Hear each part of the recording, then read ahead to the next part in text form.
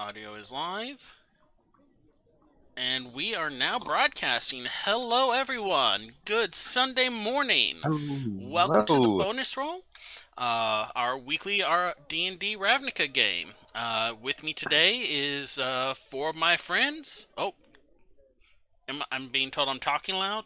How's this? Is this better? Anyway, uh, here, everyone. Why don't y'all introduce yourselves while I get my notes pulled together? Hi, I'm the mage. And I'm running Grigum, the monk from the Selesnya Enclave. About to be drunk monk of the Selesnya Enclave. Oh, that's right. Y'all got your level threes. hmm Grigum has seen enough of this shit. A coin keeps enough to make anyone start I drinking. am. Rail, after you. Oh yeah. I'm. I'm Merle. I'm playing Rail, a cleric of the Simic Combine, and I want to say Happy International Non-Binary Day to everybody out there who doesn't entirely fit two easy categories. Fair dear. Stay. Hi everyone, I'm Tux, and I'll be playing Faradir, the Simic Ranger. Hey, I'm Sissiva, and I'm playing Ingrid. She's a Golgari warlock, but they call them shamans. So she's a Golgari shaman, and she got her class feature too. Hers is a little bit more controversial because she was borrowing her familiar, and now it's become her familiar. So she's got to go talk to her patron. That's going to be the first time she shows up on the stream, I think, if we play that out. So, in previous episodes, literally every episode prior to this, you people have been trapped in, well, not trapped after a bit. At first, y'all were trapped. Then y'all found the way out and decided to stay in there for some god awful reason. In a dungeon known as Coin Keep, sent to retrieve a ancient artifact that was simply called the brass coin. And after a number of pretty close encounters of the ghoulish kind, as well as fighting a few horrors and one, y'all don't quite know what it was at the end, but several combats later ended up with y'all having two brass coins with no real idea which is the real one and which one was fake. So y'all took them both with you, turned them into seven, where y'all discovered, much to everyone's concern, Rail had bonded with one of the coins, and every time he got more than a few feet away from it, went blind. As well as a few other interesting effects like extinguishing fires when he got too close. A sleight of hand, a swap coin, a very hastily reversal of that decision at the behest of the party, and in the morning, Rail got cured of this curse. The connection with the brass coin severed rather painfully, and y'all met the person who will be your blah, blah, blah, blah, blah. I can talk. I English good. Y'all met the person that is going to be your liaison with the Office of the Guild Pack, one Cathal Rosefury, a female elf bounty hunter, hired to not only help y'all run the business, but teach y'all how to run the business. I don't know why I was expecting a Minotaur. There's been so much talk about it, but I mean, yeah. So, Yeah. let's go ahead and when we left off last time. Wow, that was fun to say, and it reminded me of something else. Um, Thank you, Sirenscape, for providing the background music, those birds tweeting and stuff like that that the player still can't hear because I still can't figure out how to route this around. Anyway, um, if you're watching this on Twitch, please follow us for more updates. The more followers we get, the better. If you're watching this sometime next week or later on YouTube, please like and subscribe. And honestly, anyone who's watching this, please just share this with a friend or two. We're really trying to get our growth on. Wait, that sounded bad. Let's just pretend I didn't say that.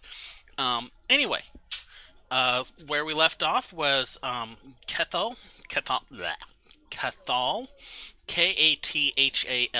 I love elf names. Cathal Rosefury led y'all to the old Boros outpost that was going to be half loaned, half rented to you at a very reasonable price, according to them, by the Office of the Guild Pact, and gave y'all a little tour around, and y'all requested a couple modifications and changes. Well, over the course of 2 weeks, she spends the next 4 hours every day in the morning training y'all on various aspects of running a business, whether it is Faradir being trained in alchemy supplies and problem solving, Ingrid being trained in resource management and, well, hoarding, Rail given a once-over on the basics of hieromancy, the magic of the written word, and how it applies to contracts and such, and Grigham being trained in the fine art of decision-making and not necessarily leadership, but heading in one direction and assuming everyone else is going to be following with you. Question. Yeah. Am I the only one that's getting gaps in RGM's talk here? Like his mic isn't fully picking up what he's saying.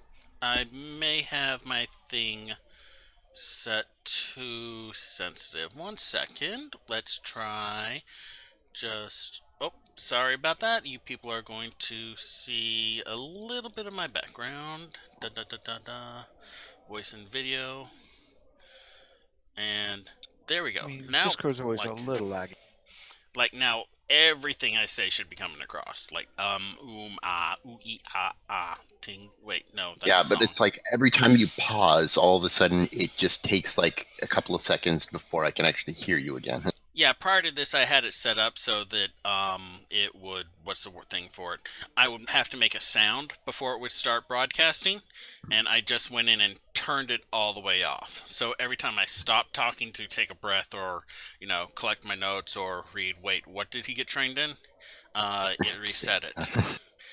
So anyway, where was I? All right, so during the course of these 2 weeks, y'all received the training I mentioned, but also Cathal has a team of construction people in to revamp. And let me show you. I really should have marked one of these first or second. I think this is the new one. This is the new one. The revamped offices y'all will be occupying. And that should have moved y'all to it. And not really able to be shown is the upgraded locks on most of the doors. You can see that the staircase along the right side has been replaced with just a open space with a spiral staircase leading up to the second floor and then all the way up to the roof. She got whole new beds for y'all, actual chairs that match and not a barrel, a rather stocked bookcase, a few mugs, a pitchers of water, and she informs you the center one has some booze in it. That is a little different than I thought, because I thought we were doing the stairs at the first and then a hidden entrance to the back room. But, oh well, I guess it works. This is what she was able to get done with the team. That there was issues during the construction, like can't just put a stairway right in front of the doorway. If they put a stairway in the entrance, then it would lead right into whichever one of those barracks they are, and a number of other issues. But she carried out as many of the requests as she could. So does the stairway go all the way to the roof? The stairway goes all the way to the roof, and she has informed you that she has set up a little observation post up there. Nice. And it's like, also, where's the booze again? There is a open bottle. It's just a decanter of like a brownish liquid. Like it looks a little bit like this. The center of the meeting table in the floor in the center room. I will ping it. And the other two next to it are water. She also put actual books in the bookcase as well as documents and other information.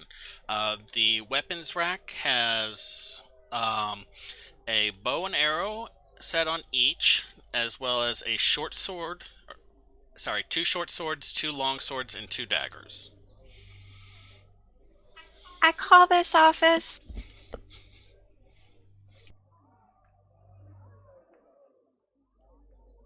I I'm don't in the think the office office. to the far right.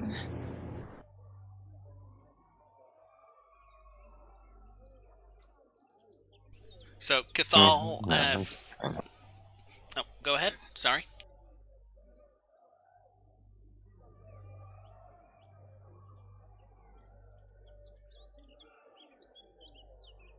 Okay, so I'm assuming that remaining office is going to be Rails in the center. Uh, Also, during this time, y'all are trained in, like I said, how to use your various accoutrements and just how to run a business. Y'all have about 2 weeks of downtime during this training and renovation, so anything y'all want to get done, we can get done now. And then after that, y'all have interviews to conduct to pick your 2 hirelings. Oh, right. It's like, we have that. Yeah, I'm looking forward to that.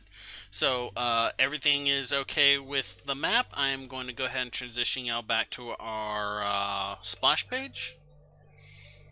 Sounds Are we good. just going to go around and do Okay. downtime next? Yep, that's pretty much it. Is y'all are on downtime until y'all are ready to go do your interviews.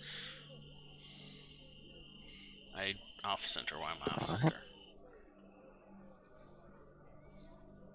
Close enough to centered. Okay. Let me pull that back up. All right. So, who wants to go first on downtime?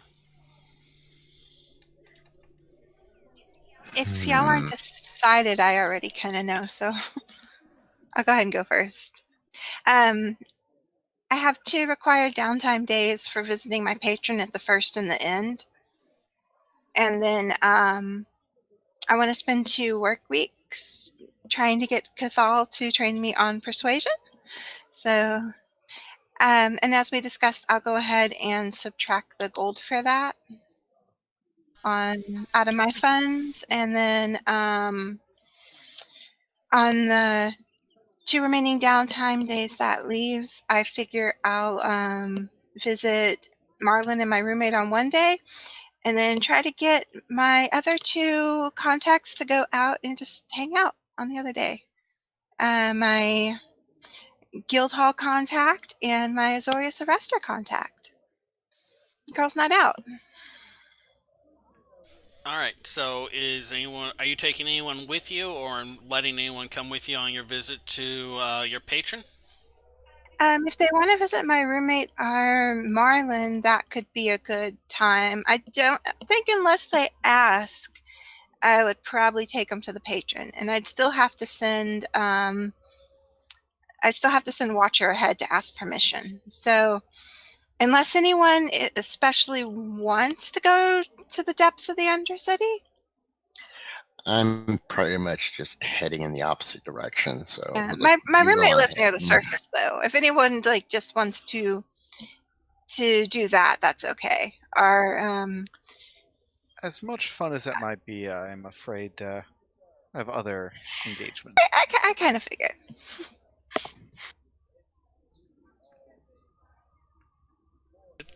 All right. So, what did you want to discuss with your patron other than letting her know that you've bonded with Watcher, who I don't think we've ever given the full name of? Watcher's full name is actually Watcher of Lost Children and Injured Animals. So, is there anything you wanted to discuss with her other than that? Well, the whole business thing would probably be good to discuss with her because, I mean, she's aware that we did an Office of the Guild Pack task, but kind of keep her up to date on that. Let her know that I'm going to try to use that as my method of going stronger for now, and give her the address for mailing purposes and stuff, that kind of thing. Speaking of mailing, you also sent that letter, right? Well, I wanted to talk to Marlon first, and make sure he thought it was a good idea, and then I would send the letter.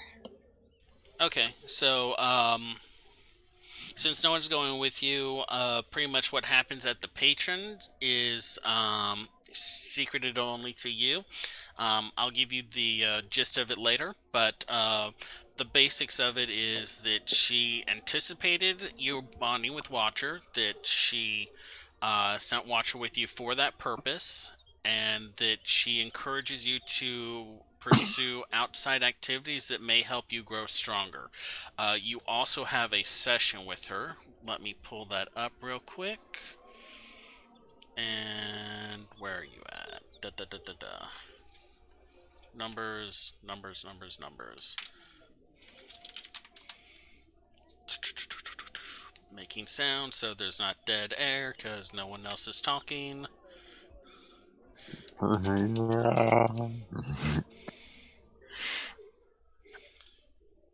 I just can't spell today, apparently. No, not wrath. Oh, maybe you should have taken a caster class. Okay. Also, thanks to Sirenscape, you don't have dead air, so you don't have to do that. Oh, I forgot. That's right. I enjoy these beautiful bird tweets and background sound of people talking while I frantically Google something that I thought I pulled up already. Does anybody know how we're going to deal with that bird in the office? Well, you wanted to train it, right? That was your plan? I mean, I could remember just some talk. discussion of messenger birds. Okay. Good point. Okay, sorry about that. Ingrid, 7 total. Okay.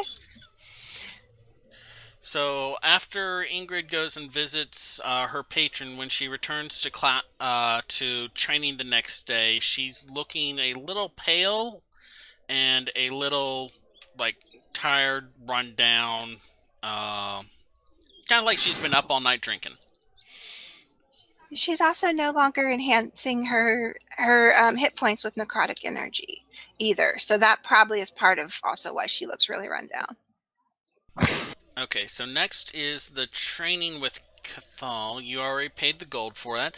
Basically, what you do is for the next 2 weeks, after you stay after class with. Sorry, that went in a weird place in my head. You stay after the training with. I won't.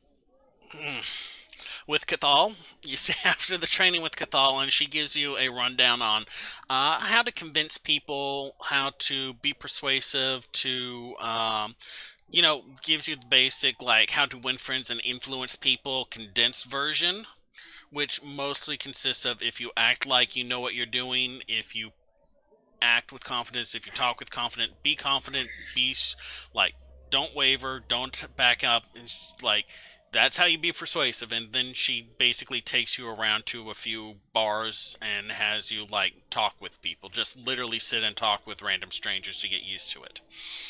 Okay, so after that was you want to visit Maine and Marlin, and then you want the girls' night out the next one. Is anyone going with you to visit either of those guys?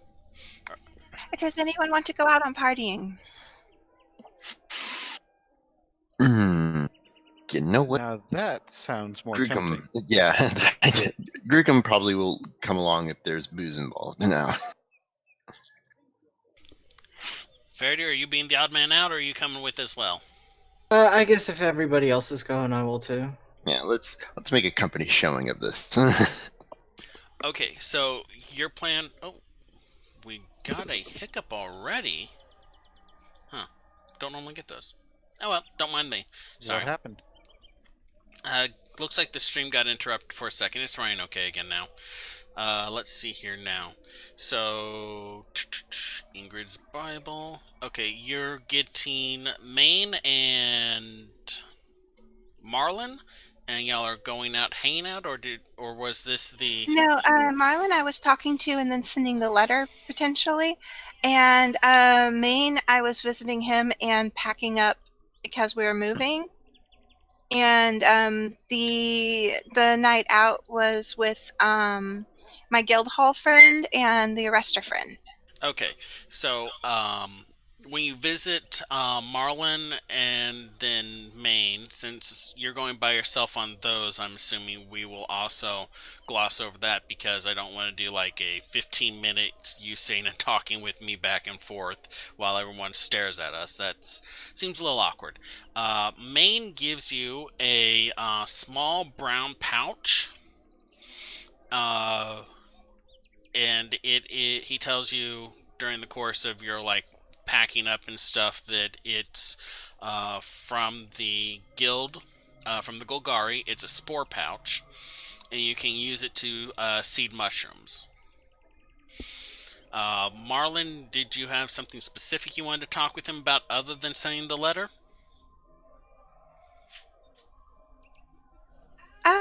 Just kind of let him know that we were up there now and kind of where the headquarters are, since it turns out, he's 2 blocks from the headquarters. So, and that he can, he can check if I'm home if they have any dire emergencies there. Since those could go bad fast, I don't know.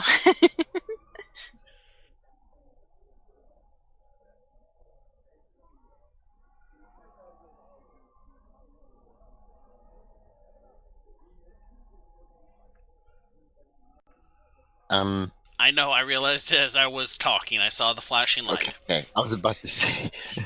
So, you go on down to, what was it called again? Blackstorm. You go down to the Blackstorm Asylum and ask to speak with Marlin, and you are informed that Marlin is indisposed at the moment, and given a address that you can find him at. Tracking him down through that, you find out that he no longer works at the Blackstorm Asylum, that he was fired a few weeks ago due to the escape of several patients. He does give you the go-ahead on sending the letter, though. Okay, and can I ask him if he wants to show up at the interviews if he's not doing anything? He would appreciate it, but say no, that he's going to be going to apply for work at another medical facility, not with the Simic, with the Selesnya. Silencia. That might be better suited, but that's probably good. Okay, so that leads us to quote-unquote girls' night. So Cathal, let's see here now. Cathal. Yeah, she has no interest in going with y'all, apparently. So, yeah, that fits with her. Let me find your NPCs, because I can't memorize every character's name. So that's Choso, the Gold Medusa stationed at the Guild Hall, and Cha Maradin. Okay. Is anyone else bringing any friends of theirs, or are y'all just basically following Ingrid and hanging out with her friends? I don't think I have any friends to bring that's not among the current party, so... Not that you remember. I mean, Yeah, Contact Rail has list. plenty of Rail has plenty of acquaintances. I don't know about friends. Yeah. I mean, unless we want to bring along the director. I mean, She just trolled for not coming. no, our director. If You I don't bring know her. along, if I bring along any like any friends of mine, like it'll be a completely different kind of party.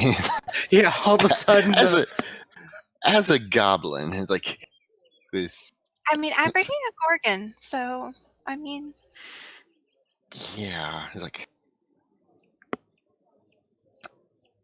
but at the same time, Gorgon would be better company. oh, she's very good company. Say that again. She's very good company. We used to work together on the reclaiming cruise.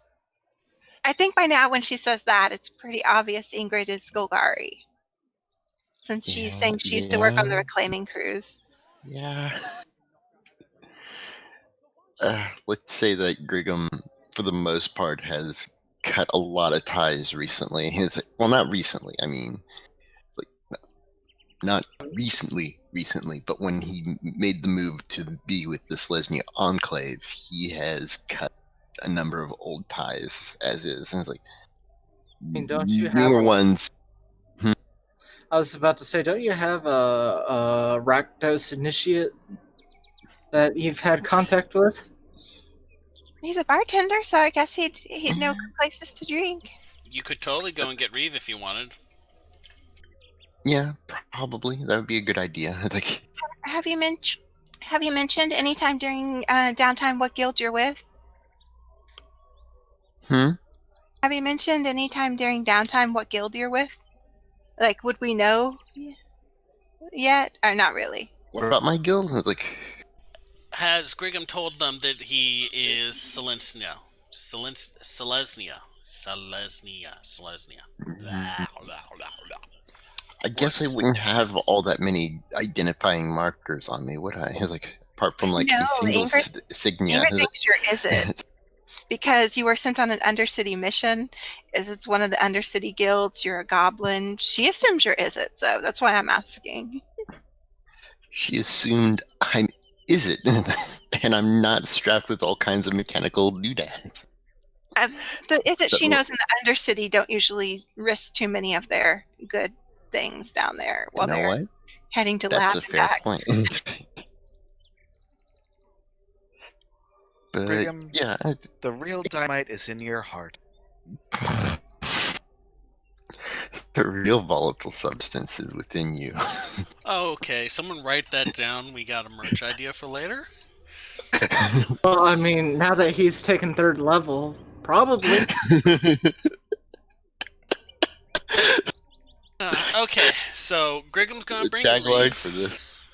This is the name of like the title of this episode. It's like the real volatile substance is within you. I mean, I had originally named it Rosefury since, like, she's the NPC y'all going to be primarily interacting with, but I am fine with the volatile substances in your heart. That sounds like both a threat and a motivational phrase. Okay, so Griggum's bringing Reeve. Especially for the Boros. Again. Okay. Okay, so Griggum, you are going to grab Reeve? Yes. All right. Rael, Feardeer, were y'all going to grab the director of your little lab? Try and talk her into going out? Yeah, we should ask. I'd like to imagine it's fair to that Fraternization fast. never hurt anyone. Alright, whoever is inviting her, go ahead and make me a persuasion roll. If both of y'all are working together, one of y'all choose some person to head it and roll with advantage. It's like a mixer. It's like, you need to get out of the lab more often. Am I the one doing this? And are you assisting, or is it separate roles, Rail?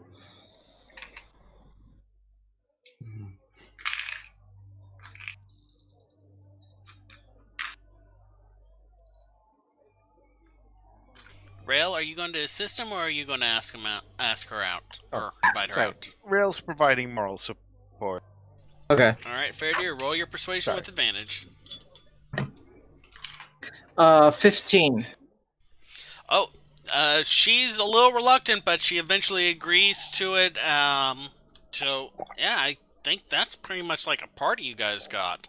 My question is this: are y'all like going low class slumming dive bars? Y'all going to a nicest place, or y'all going to a really nice place? Nice-ish.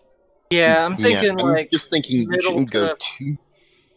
middle upper tier, especially since we're trying to kind of socialize with our boss. Get some. I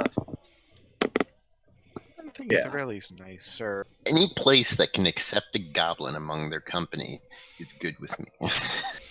Okay, so done that.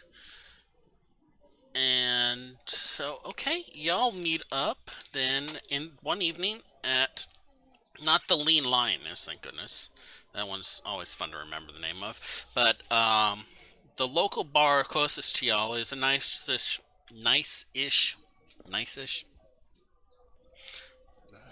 My tongue is just useless today. A nice-ish place called the Bubbling. What? I cannot read my own handwriting. Oh, Blackbird. Okay, wow. Why do I keep on ending up with Blackbird? The Bubbling Blackbird, which is far more random generated than I intended the name to sound, apparently. Still like the bumbling. I can't read my own handwriting. Wait, did I say bumbling or bubbling? It's I bumbling. heard. Yeah, But it I could heard be bubbling, burbling. but I That could would be be wrong. nice. It sounded like bubbling, It's which bubbling. sounded a little. What about burbling blackbird? Okay, we'll go with the Burbling Blackbird out of request. It's a nice bar. They have like actual glasses made out of glass, tables with lamps. There isn't a single human-sized table pushed in the back next to the toilet, next to the privy. There actually is like seating for everyone. As y'all start to arrive, the first group that arrives is Ingrid, a Gorgon with wearing kind of. They're not sunglasses so much as they are just like a black bit of glass kind of cut with a notch across her face to block out some of the light as she's primarily Undercity. And a young, like maybe a year younger than Ingrid, black-haired woman in like silver blue robes that is indicative of the Zorius Senate. A little like teacup sized like micro owl sits on her shoulder, and this is Chamred. Reeve is this lanky kind of post-teens, shaven one side of his head, very "you don't get to tell me what to do, Dad" attitude, who arrives not long after Griggum. Fairdeer and Rail are the final pair who arrive with a about mid-age female Vidalkin, bald hair, very clean attire, very business-like attitude. Griggum, can I have you roll me insight real quick? Absolutely.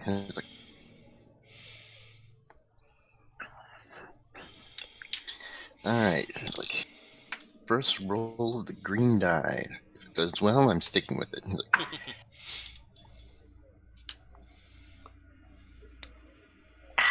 I did.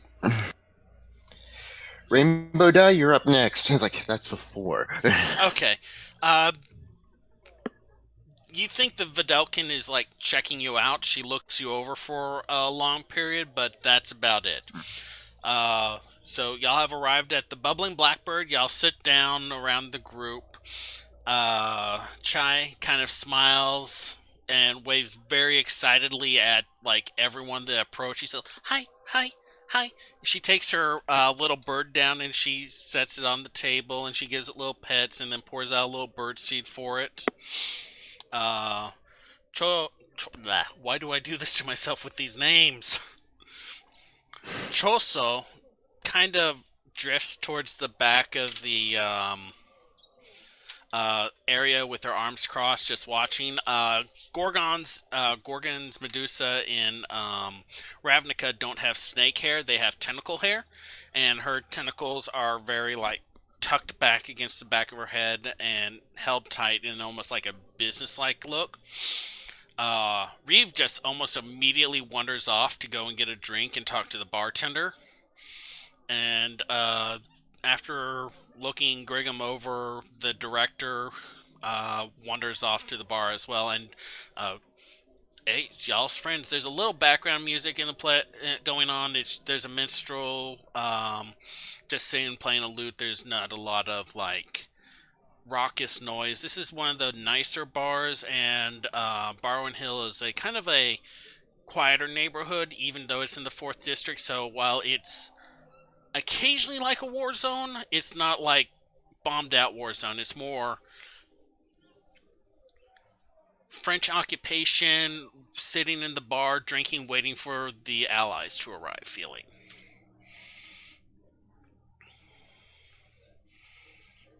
Ingrid's only having like some very light watered ale and stuff, but she's playing like guess that flavor and flavoring different drinks and stuff for people.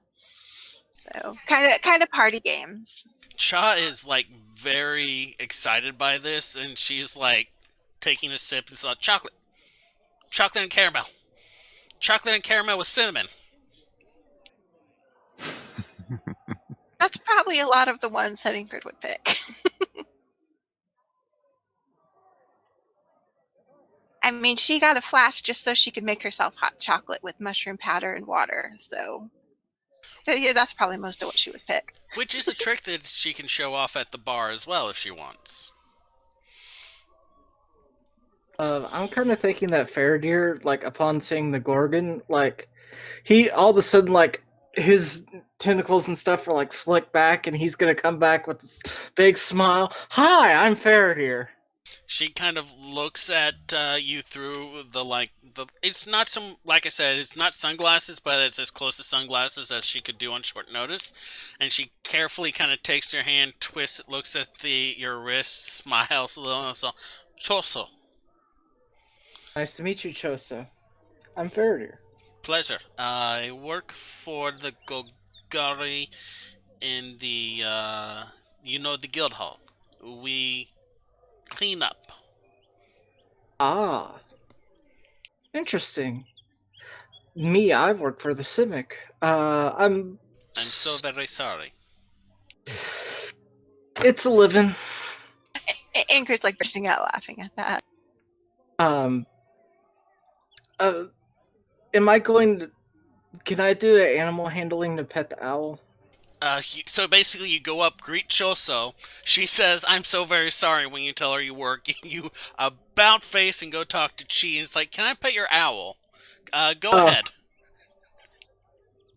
I'm sorry, I thought we were all at a, like, kind of a table. Y'all kind of are, but Reeve wandered off, as did the director, and Choso is being very much standoff in the corner, standing at the ready.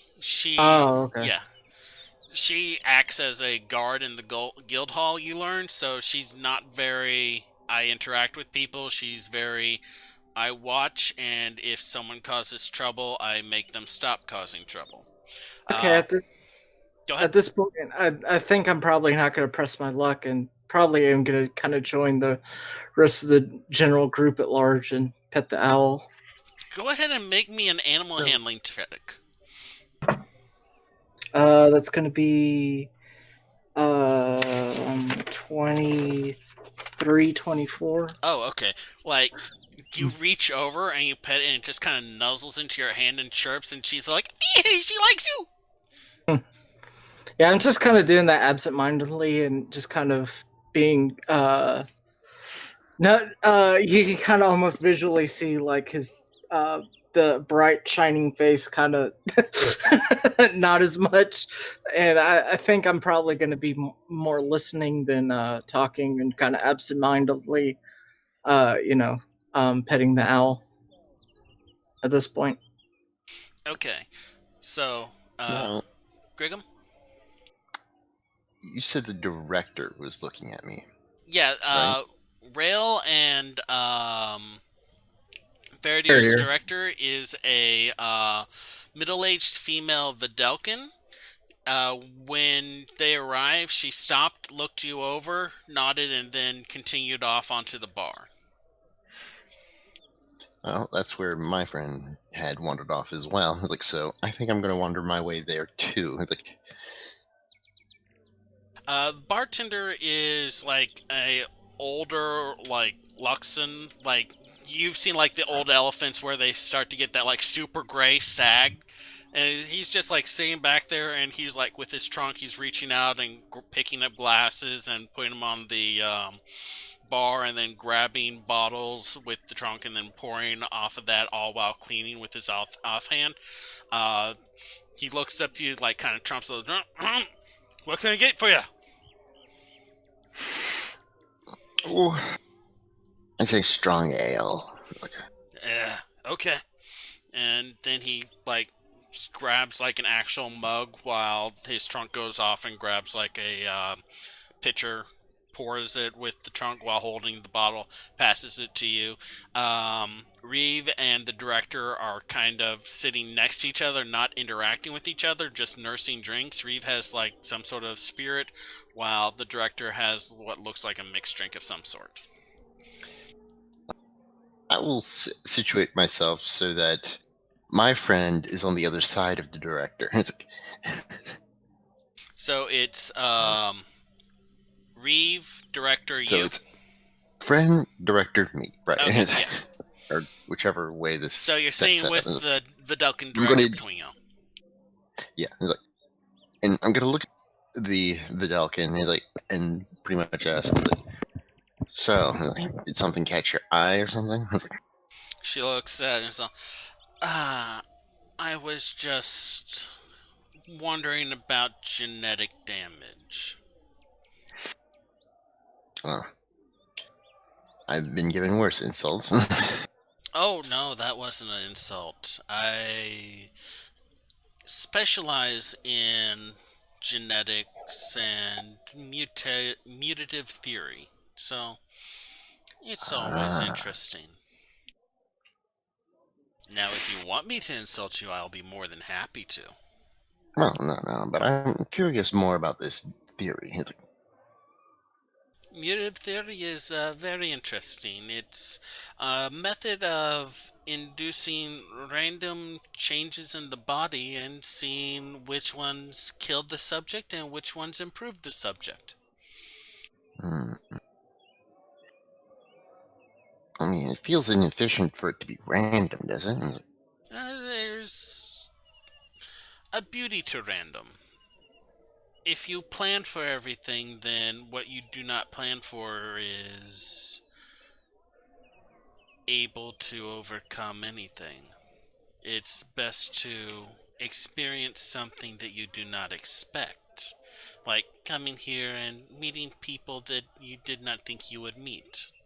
Right? well, the same could be said of being anywhere. Exactly.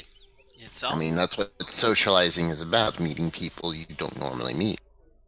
Oh, yes, That's but a planned adventure. It's like, yes, but sometimes you meet people that you have met before that you were not expecting to meet, and sometimes you don't meet people you are expecting to meet. It's always random in some way.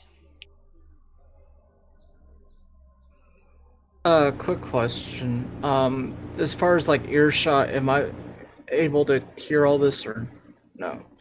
Go ahead and give me a perception roll. Okay. I am not able to hear this. Let me guess, 1? 2. Two? So Yeah, that no, would- you're basically like, oh my god, this owl is so tiny and cute. Bet. yeah. And fair. she's just like watching, like, it's he's so feathers are friendly. so fluffy. Okay, I'm just saying that because parts of this conversation may be pertinent to my situation. But okay. Sorry for To interrupting. the effect of get me out of the eyesight of the Gorgon, or what? No, I mean about the random experimentation and all that stuff. And me. So Grigum's Like, having isn't a that what you signed up for? he doesn't know.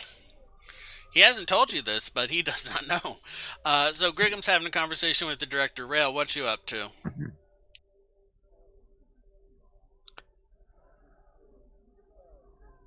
What if this bartender how to make a You kind of cut off halfway through there.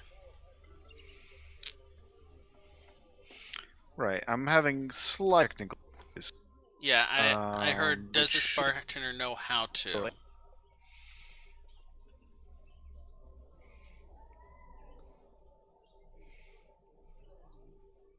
Okay, one moment. So while we do this, I will wait for that. I'll get a couple rolls out of the way.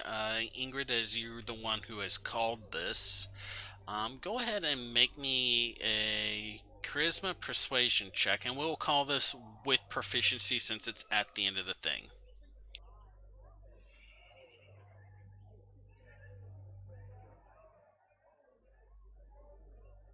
Okay, so just add +2. No, I wouldn't be fully trained yet, but 11. 11? Okay, wow, that was more audible than I expected. Okay. Rail, can you hear me now? Mm-hmm. Rail, wave at the camera if you can hear me. Still can't hear you, man. I heard a yes. Yeah, can you get I heard him. Okay. That sentence came in full and clear. He's like, All right. It's having some issues still. What right. were you Should asking? be back. You were saying something to the bartender, and I missed like half of it. I wonder if the bartender knows how to make a Gibson. A Gibson? He kind of looks at you like you just insulted him, and grabs pretty much everything and mixes a drink using both hands as well as his trunk before sliding it to you. would it be called a Gibson? It's like, It'd be called a gibbon. I'm sure there are people in this world named.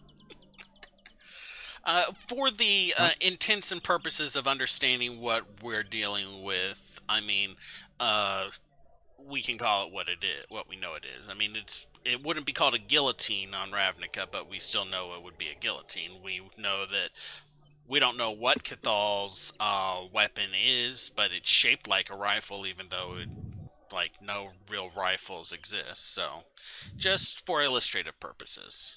But he kind of chuckles and slides the Gibson over to Rail. He's like, here you go. Alright. And Rail is really just kind of. He's that kind of quiet person in a bar who doesn't really talk much, but is into everybody's conversation. Yeah, so you're sitting at the bar, so you can probably have a good chance of overhearing Grigum talking with the director and see Reeve just nursing his drink and, talking with the bartender occasionally. Reeve is one of those guys that's, in a social situation, if it's more than one person around, he's very uncomfortable, and he's the kind of guy that'll have a conversation with the bartender while the bartender's working. He's super young, so we'll probably try to get him to come over and play some of the taste test games at the end. So He eventually breaks down and lets you flavor his drink and take a few sips, and it turns out he actually has a really good palate and identifies most of the drinks. I mean, he is Rakdos, and they are caterers and chefs, so that one was orange. So, throughout the end of this, y'all end up spending about 50 gold pieces between the lot of y'all. Your friends pay for a couple of the drinks, so we'll take 10 off of that. So 40 gold pieces, say 10 from each of y'all for a night of drinking and hanging out with each other, making friends. And y'all make friends with the Luxodon. Look, Luxodon. Wow, I am doing Money horrible. well spent. I'd like to think during this evening it would eventually come up that Grigum is with the Selesnya Enclave. It's like, Yeah, probably, especially if you're like, I'm going to the monastery in the morning or something like that. yeah, and maybe conversation with director over, forcibly creating random change rather than letting it occur naturally. It's like over time, allowing the body to build, the ability to handle like these changes and so on and so forth. So, like kind of just postulating, throwing ideas back and forth at each other of rapid evolution over slower methodical evolution. Okay, so y'all meet the Luxodon named Oslo, Ooslo, Oslo. Okay. and he is the bartender and owner of the Burbling. Is that what we decided on? Burbling. Burbling blackbird. Blue. Some kind of. Just making a note. Because I have to write him up and insert him into all of y'all's Bibles now. Okay. End of the night after the discussion, the director kind of like claps Grigum's shoulder and says, "Good working with you again, Grigum," and walks off, patting Rail and Fairdeer, and said, "Don't forget to stop by and check up on your assignments during your new work." She kind of waves to Ingrid and the rest and heads off. Reeve kind of like claps a hand on like as close to Grigum's back as he can get and says, "Thanks for having me out, man. I kind of need to get away from all this shit before leaving." Yeah, not to worry. It's like business will be up and running in no time. Joso, she kind of doesn't say goodbye to anyone, but y'all notice she leaves about halfway through the night. She did drink a little, but she was very much, I'm going to stand and hang out, literally hang out with my friends, but that's about as much as she's involved as she wants this to keep going. She's like, let's do a sleepover. Let's do a sleepover. You know what? They have the beds. After the director leaves, it's like Grigum has a moment of, wait a minute, again. Because she said, "Nice working with you again." I was like, what? Like, was that anything important, or was that just a slip of the tongue for you? Are you going to roll insight? I will roll insight. I just wanted to know, out of character real quick, whether that was purposeful or not.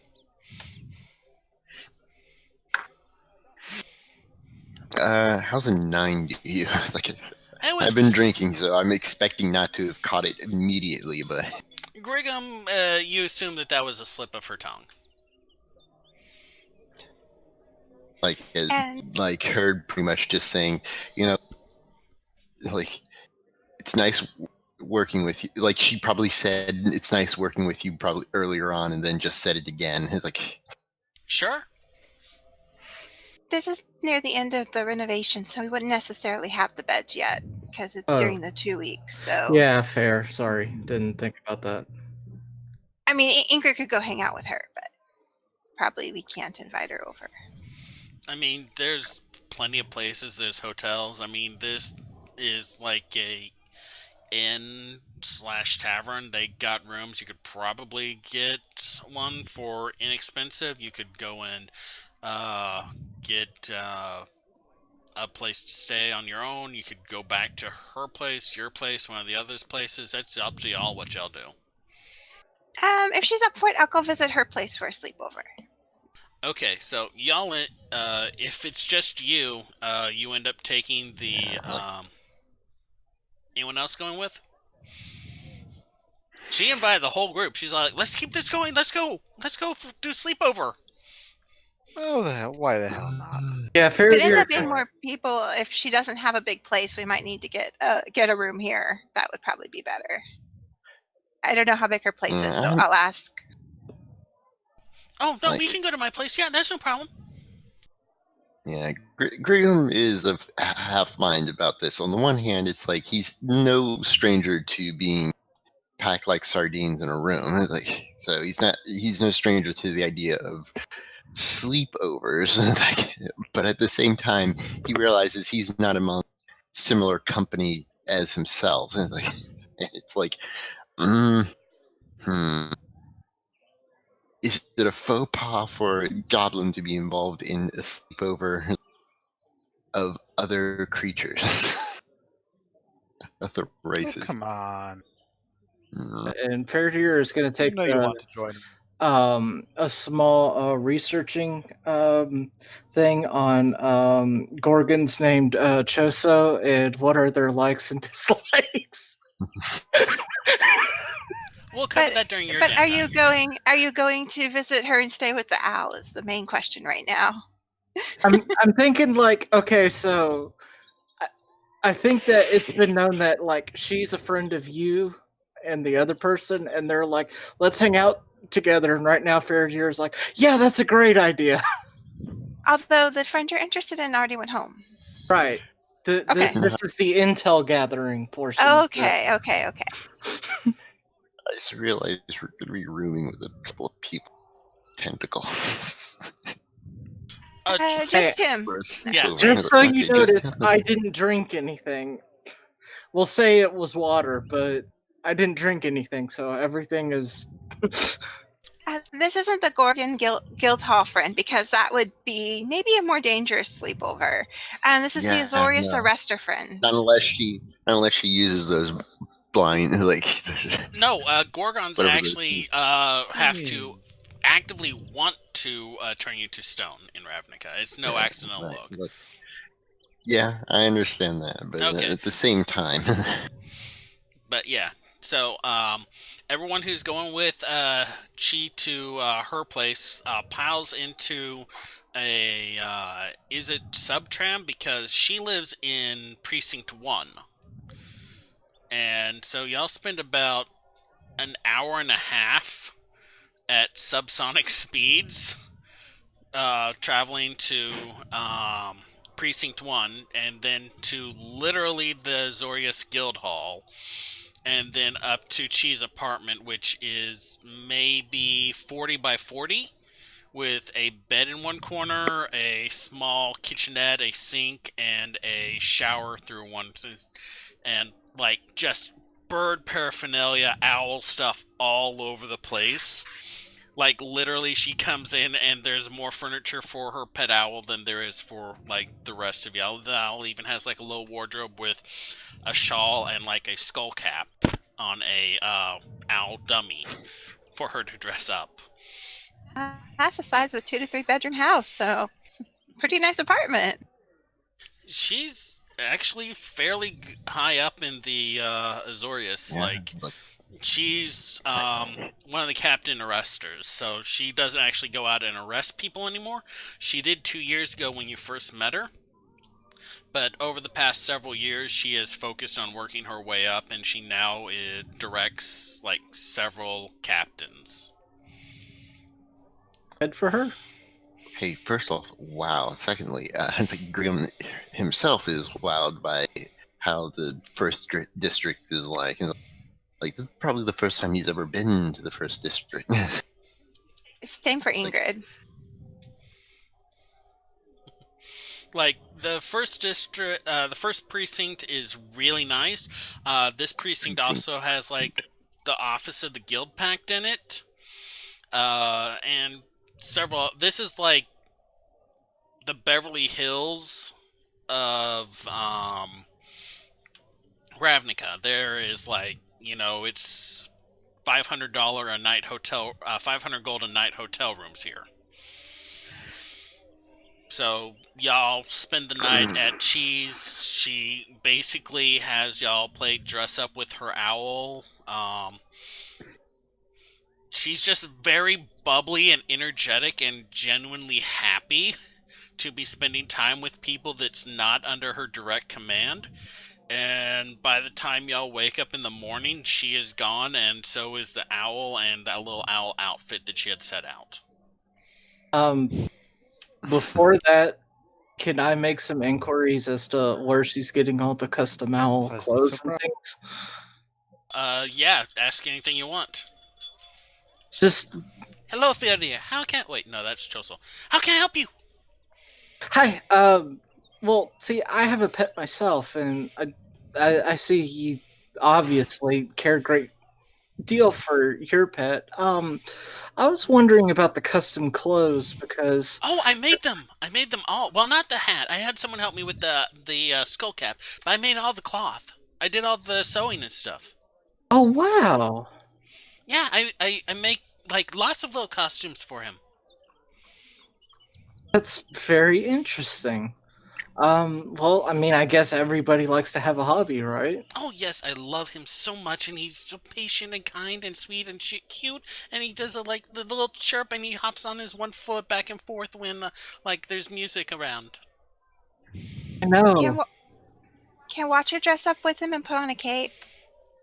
She has a cape that would fit Watcher. She happily. So, oh, you can have it. You can have it. I can always make another one. And it is a purple and gold cape. For some reason now I imagine that they dress him up so that now he looks like the dragon from Mulan. I don't know why. Mushu? She ties like a little bow onto his poison stinger. Oh my god. So, anyway, at the mention of music, Griggum remembers he has a pan flute on him, and just starts idly playing a few notes. Oh, okay. Go ahead and make me a performance roll. Absolutely. He's like,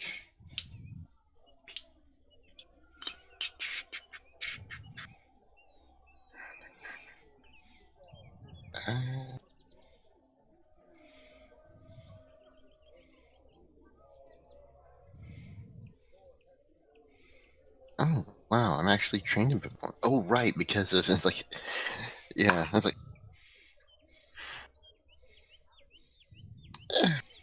yeah, just idle playing with a 5. You're just like, Like- kind of like noting it, like it's not like great, but it's background sound. It's but like someone. just It's like imagining, someone trying to play. It's like someone trying to play harmonica, but all they know is to blow out and blow in. yeah, you're basically just doing Just got 2 scales. notes. Yeah, I you're. just imagine. Sorry, Go ahead. I know what I'm going to Oh. say. I was imagining like a very slow, painful, like smoke on the water, like Like, yeah, that's what I was thinking. Is like you're basically doing scales, but it's still enough to get the little bird like hopping on one foot and then the other, and it's like making sounds at you.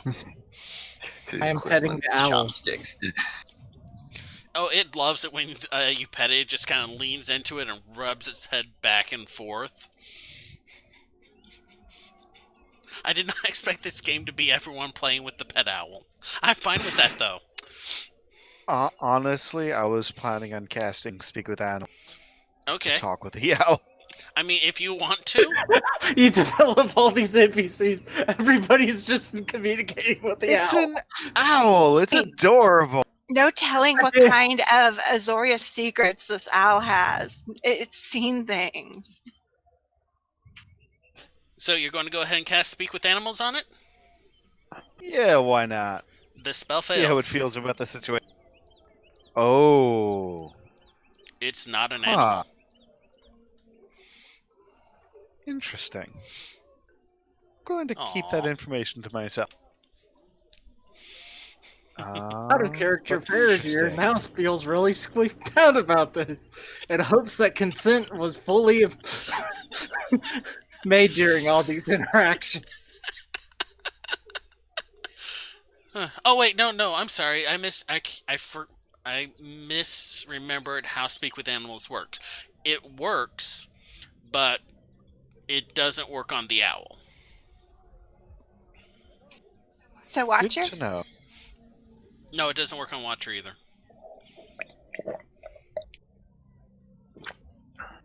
So if that's it for the sleepover and stuff like that, as y'all are heading down in the morning, you can hear Cheese down in like the courtyard as y'all are heading out of the guild hall. All right, get in line, get to work, and get these cases solved.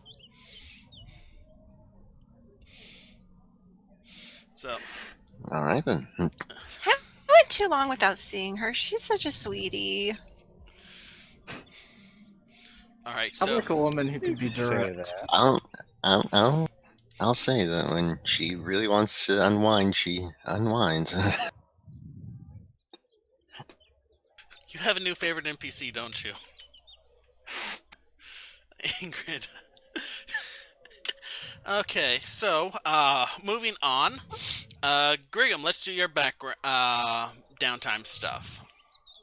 All right. I was like, now, I mentioned before all this started that I was looking to maintain contacts, and more importantly, it's like I'm looking to become a evangel, like for the conclave. I was like, Okay, so since I think it was offered to me, it's like, it's less. It was offered to you, and it was made known that this is a position that's available if you wish to apply for it.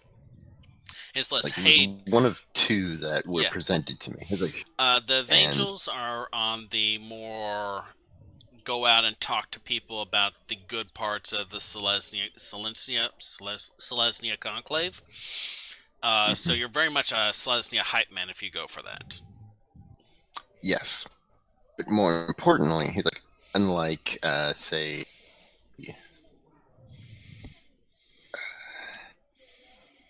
what was the other one? I was like, Means we'll definitely know what guild he's from now. The other one was more martial. You would be protecting the gardens. yeah, the Votary. It's like Yeah. the Votary is a, I must be at the garden and protect it kind of position. Which, even though I can technically apply for that, it would play at odds with me being in a completely different district. It's like, Yeah, well, there is a Selesnya Conclave Garden there. That's where you would have to go to talk to. Anyway, it's at the outer edge of the Barrow Hill district. but yeah, the Evangel though, would allow me to be more it would be more socially acceptable of me being more out and about outside of the usual places for the conclave. And on top of that, it gives me a way to pretty much just be like, hey, you're down on your luck, right? It's like, look, I know a place you can go to get some help. It's like, Yeah, that's what I was thinking. Work that into my usual investigations as well, where it's like, okay, business, and it's like, okay, aftermath, let me lead these people this way so that they probably can get help in life, that kind of thing. It's like, Okay. Yeah, I could kind of imagine Griggum as almost like a troubled youth counselor, almost kind of positioned Have you considered not being worshipping a demon? I mean, to be fair, it's like I bribed the other guy with the job, so Okay, so you're going to go to a job with excitement, but a job. Yeah. Oh, that's right. You did actually promise him to hire, so I guess that would take care of one of your hirelings, or y'all may have to hire him off the books. Well, we'll see. Anyway, okay, so you're going to go to the monastery. What else did you have planned for your downtime? Pretty much just maintaining contacts in general. All right. Are you inviting anyone along with you to the monastery, or are you going solo? I mean, who would even be interested in joining me to the monastery? Asking in character, even. It's like, Probably can't because of the training, because that pretty much takes up my time with visiting my patron too. So. yeah, pretty much it's like, hey, I'm heading off to the monastery. Anyone going with me? Um, Wait, is this And like when day one? This is at an indeterminate point during the thing. It's not yeah, necessarily after the it's like carousing, but it's not necessarily before it either. We're Um, being a little timey-wimey. just that yeah. the party is a definite the party itself is a definite moment where everyone knows that I'm part of the conclave. And it's like, Yeah. if this takes place before, one or two people you have already known, but Yeah. Get basically. Just TLDR. I want to visit with my Simic person, but if I'm assuming like time has passed that I've done that, then I would probably go along. Yeah, this is all very much happening simultaneously over the course of 2 weeks, just like on this day, on this day, on this day, but we're not like setting it down. It's like this happened on Tuesday, this happened on the 5th, this happened Fair. on the 6th. Yeah, I'd probably. I think fair deer at this point. My kind of internal logic is that so now I'm representing all guilds. I probably need to get more exposure with the other guilds to sort of make sure I'm doing that. If that makes sense. Out of character, I totally told you Fairdeer's the most likely to defect. Okay, so Veridir's going with Griggum.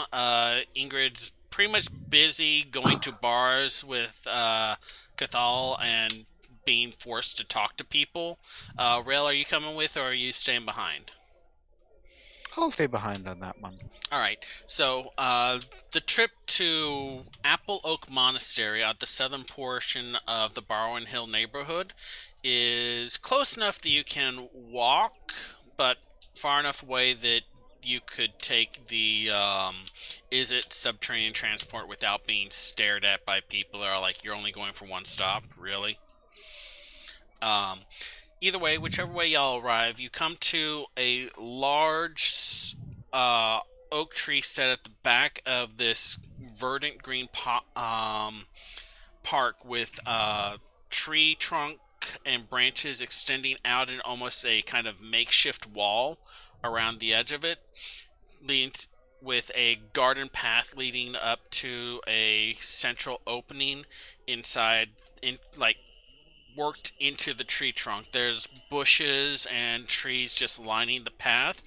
As y'all walk by, a few of them like twitch with little strands reaching out towards people that walk by just to have it retreat. Going into the entryway, there are two stairs that sweep up into the back into the upper floors, with the large central chamber with a low um, ceiling. There is a moment of quiet. A few of the guards on the stairs looking down at you before the wood of the ceiling bows down and extrudes into this um, slim humanoid figure with this pale green skin with blindfold across the eye, suspended from the ceiling with vines wrapped around their body, holding the arms in place. He saw, Griggum, have not seen you in a long time. Glad to have you once more here. mm, And you it's recognize a this. pleasure. Oh, sorry. You recognize this as the dryad that. Oh, hold on, I can never remember like the actual words because they're all fancy. This is the Voda, the dryad leader of the Apolog Vendari, Galoris.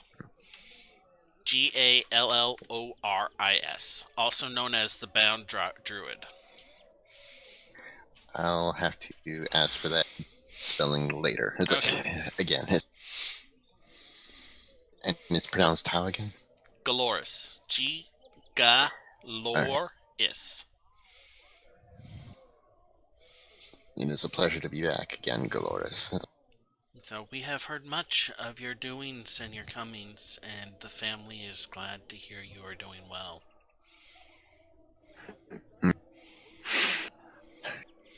And this is coming so from far a so good.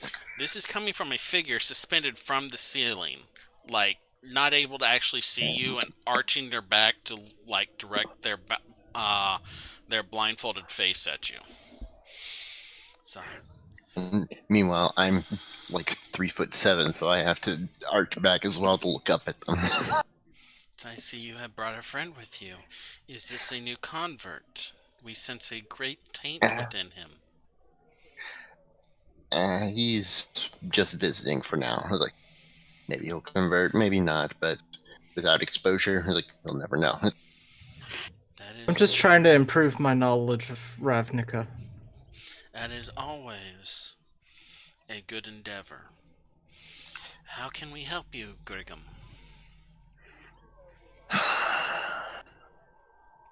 I am looking to become an Evangel.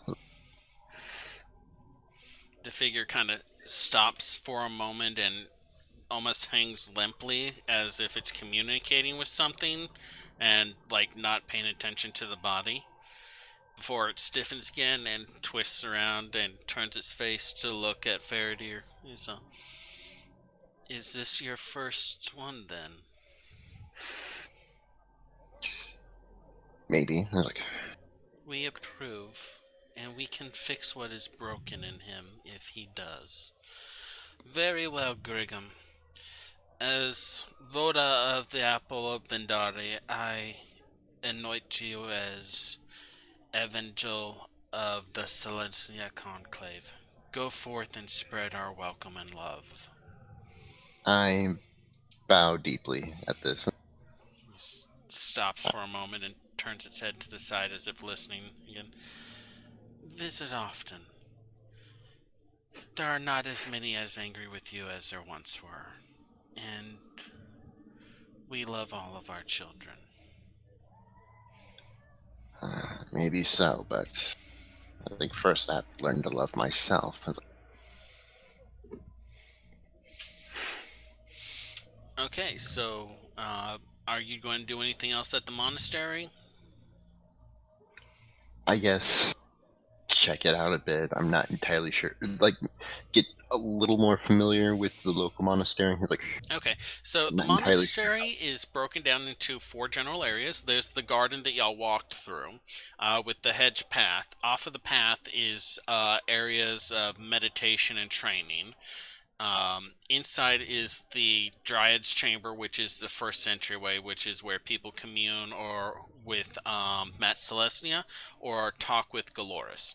Up the staircase spiral goes to the second floor, which has a dining area, a meditation area, and a few other, like, interaction, mess hall, common rooms. There's another set of stairs that lead up along the inverse of that to the third floor, which is just a series of like small, like coffin hotel apartments, like maybe 3 foot by 4 foot. You can crawl in, get a nap, rest.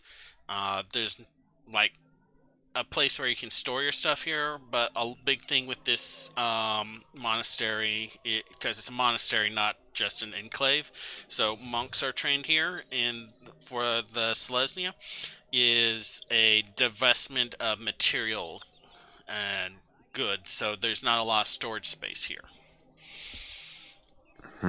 But that's it. It's the garden, the Dryad Chamber, the common room, and then the capsule apartments. All right. Like, so, barring anything that could cause all-out war between the guilds, this is a good place to fall back to should something happen. As a member of the Selesnya Conclave, you're guaranteed healing as long as you provide any necessary material components, and they will shelter you from law. If, like, the Azorius are coming to arrest you for some reason, and you're like, this isn't my fault, they will, like, okay, stay up on the 3rd floor, we'll send them off. Yeah, pretty much. Like, I can definitely see the. It's like, what are they called again? It's like the law people. It's like the arresters. The Azorius Synod is the people the that are. Azorius. Yeah. Azorius, The Azorius. I can see the Azorius just dropping by, and it's like, stop. It's like, everyone stay where you are. Like, we need you to fill out paperwork.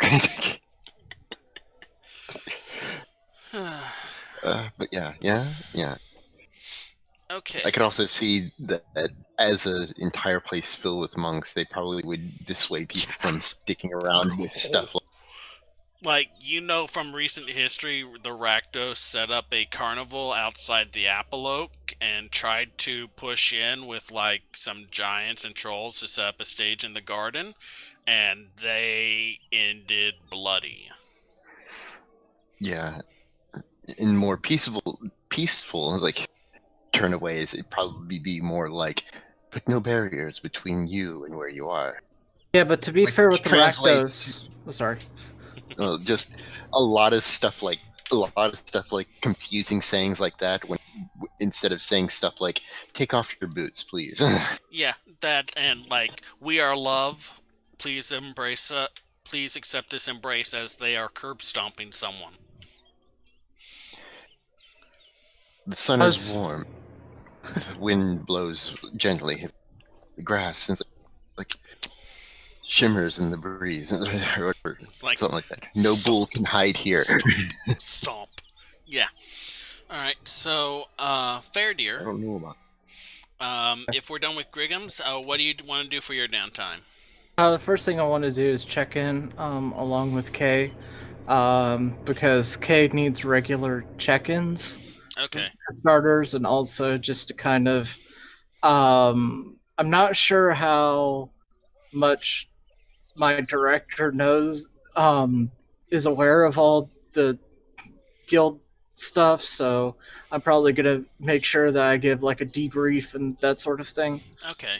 Are you dropping K off for the treatment that you were thinking about? Yeah. Alright.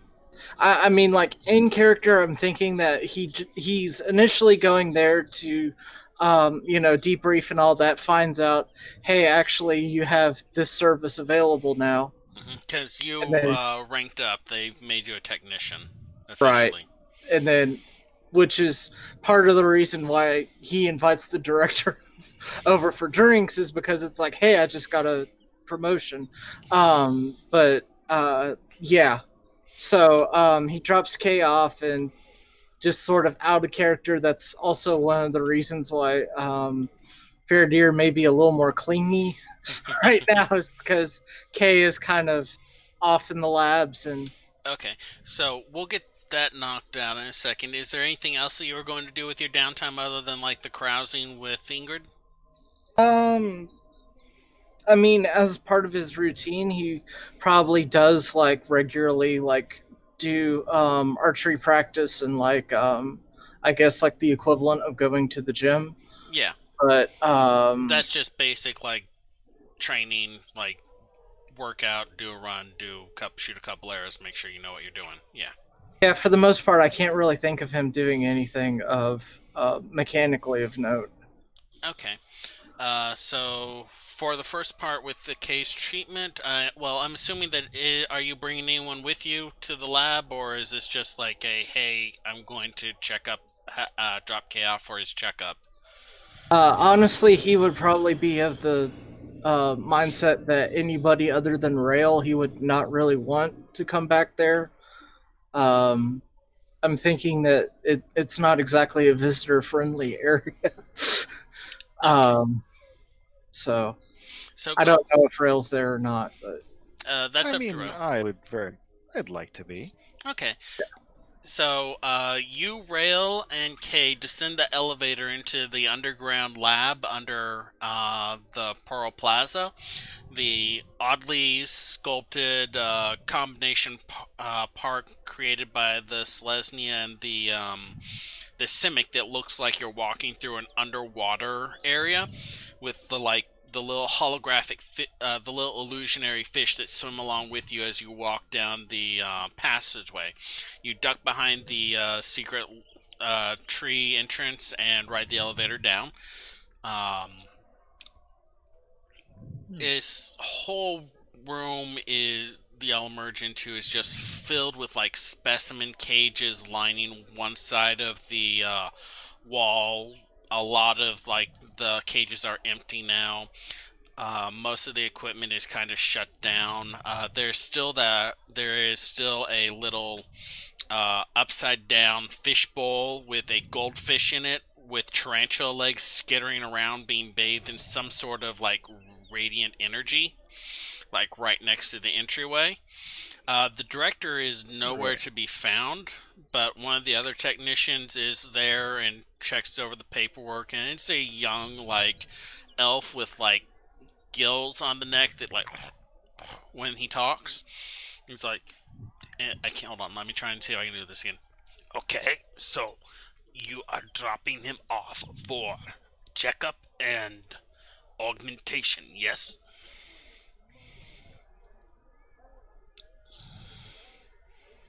Got it a Muted. dig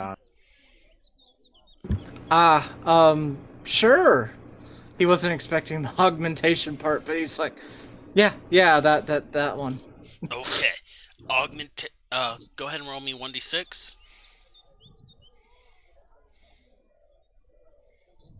2. 2, and then roll me 1d8.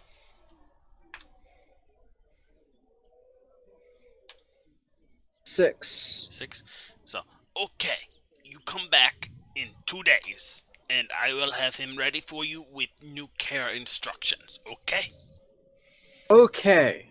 Are you good with your augmentations? Are you breathing okay? Do you have good vision? Do you want better underwater vision?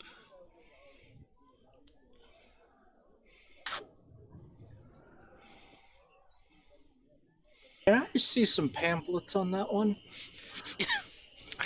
It's a very new procedure. You want? Is that covered by the guild? Yes, it is covered by guild. If you get new vision, it will take 3 days for new eyes to come in. But you not need eyes, so I take eyes now? So I'm gonna be able to pick up K in you say 2 days? Yes, 2 days. Okay. No underwater eye surgery on K. Okay. On you? You watch for a second and this like big slime bubble just kind of expands out of the neck and then retracts back in, and one of his eyes like goes. Not today, maybe later. He's okay, you lay down on table now. I take eyes and put in new eyes when come back. It's a rail. Oh, come on. A little self-experimentation never hurt any. You'll just be being trained blind when you go back for your 4 hours every day, and you'll have to get an escort to and from. A rail. Read any good books lately? The researcher holds up a very sharp-looking scalpel with like a barnacle growing on the side of it. And so, table, yes. No. I think Ferry is a little, he's a little surgery shot. Is okay. He naps sometime. Rail, you can get the surgery. You know how it goes. Okay. So you're definitely moving to the new building, right? Right. I did actually want to add. I know we're working on kind of a not too solid time scale here. Would I be able to use medicine to brew up a hangover cure to bring in for the director for whenever the day after the carousing? Can you cast Lesser Restoration? I don't believe I can. I think I get that next level.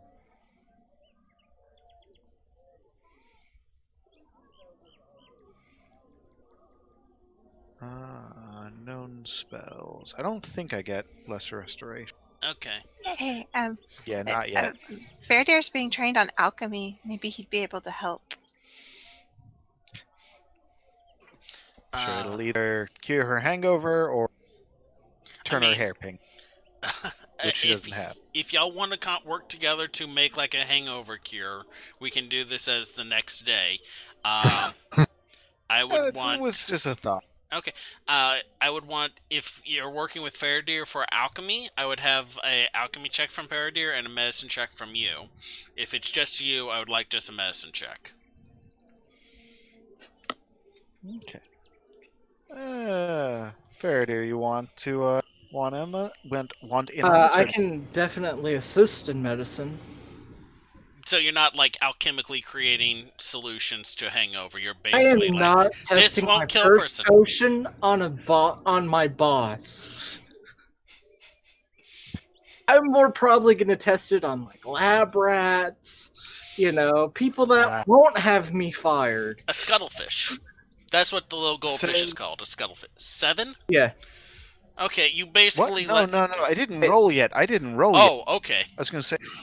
No, I was saying, says the researcher with tentacle. I was about to say, you rolled a 7? Oh, this is going to be great. Okay, go ahead and make your roll. Rolling.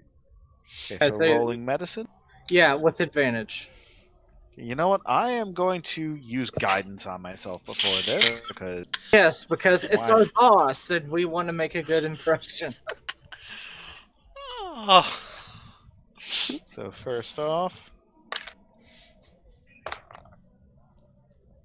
that is a 15, 21, 24... No, 23.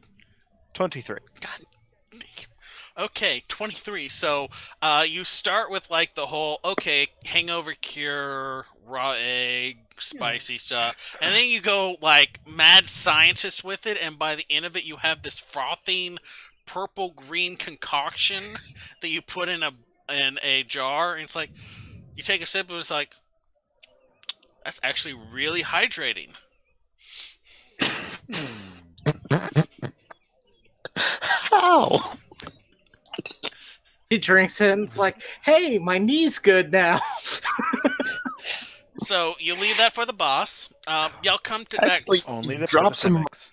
foot and my athlete's toe is cured. And now I can sing on key. They vetted a pen, you see it. So y'all come back 2 days later, and the same technician is there. He brings out K. He's like, here is K. He is a very good boy. Do not let in direct sunlight for more than 4 hours. Oh my. Was he going to get sunburned? Or... Yes. Possibly explode. Not sure. might have a good dog explode. That And- would be poor research. And y'all... You're muted, Fair Dear. Thank you. So by sunlight you mean his skin, right? Yes. Do not let in direct sunlight. Okay, so we may need to. If only we knew a person that makes animal clothes as a. And another thing is, like, you look at We have to K, know someone. and he looks exactly the same. Like, there's Okay. no visible change. Okay. He's and fully done. All good. Upgraded. Okay. I will pet K and wait, does he still have the meat thing? Oh no, meat is fine. Meat is fine now. Just keep out of sunlight and give time for the ink to recharge afterwards. Ink. Yes, gave Ink. ink pouch. Allow escape from predators. I'm not gonna ask where the ink comes out of. How is that going to... Okay.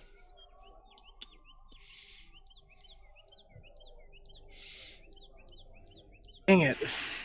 You I was got, looking for the you know carapace, but okay. yeah, y'all rolled ink cloud for him. So let me read this for you. While underwater, Okay. I'm not works above Can- water. While underwater, can use a bonus action to expel a cloud of ink and then move up to its speed.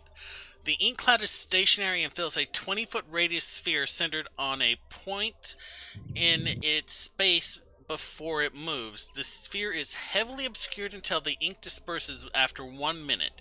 A strong current also disperses the ink cloud. So you have a dog that can squirt ink underwater now. If it Can't do it on really land? practices, No. can it be like a skunk?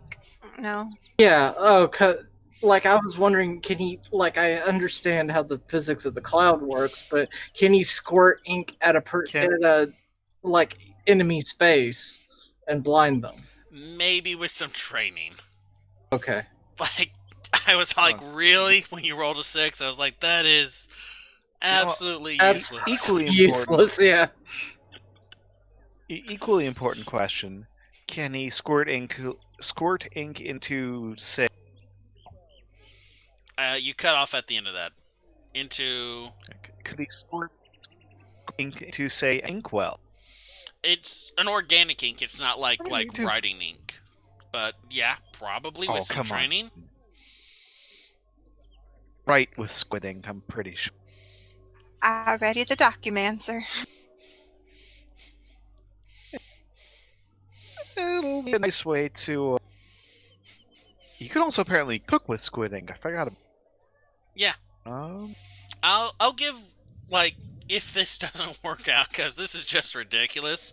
As a DM, I'm saying this is ridiculous. I personally love it. When you level up again, I will let you bring him in and do like another roll on his adaption sheet to see if they can swap that out for something more useful than ink cloud. But yeah. Doggy paddling, and then all of a sudden, a cloud of ink, and the I'm a dog little paddling more through. concerned about the no sunlight thing. That's kind of a problem. It's 4 hours. No more than 4 hours, though. Maybe with the reroll. You never know. Yeah, I'm thinking like at this point. Doggy. We'll get him a doggy. Like a little coat. Yeah. I mean, you can get cloaks. Excellent dog. Cloaks are typically misshapen enough that I'm assuming you could probably work out like kind of almost like a doggy hoodie. You're going to teach him to walk on hind legs, get him like people clothes. Anyways, we'll figure that part out. Give him a little deer stalk. Loud. Okay, so we're at, Meryl, you are going to have to run in like an hour and a half, if I'm remembering correctly. So let's go ahead and take... It's 2 o'clock, I need. Yeah. Well, 2 o'clock, and yeah, that's about 1 o'clock on my clock, so Eastern time. Yeah. So let's go ahead and take a 15-minute break here. Get a snack, stretch your legs, stuff like that, since this is the halfway point. And then when we get back, we'll do Rails downtime. And then if we have enough time left over, we'll do the interviews and whatever else. And then once Meryl has to run, we'll stick around and do a QA session with anyone in the chat. Everyone who's watching us, thank you so much. Really appreciate it. Please follow us. Please share us with a friend. If you have any friends that would be interested in asking some questions about D&D or of a dungeon master or our players, pull them in, get them ready to ask some questions, and maybe they'll enjoy the other half of the show. We'll be back in about 15 minutes or so catch up with you then. Love you all. It's like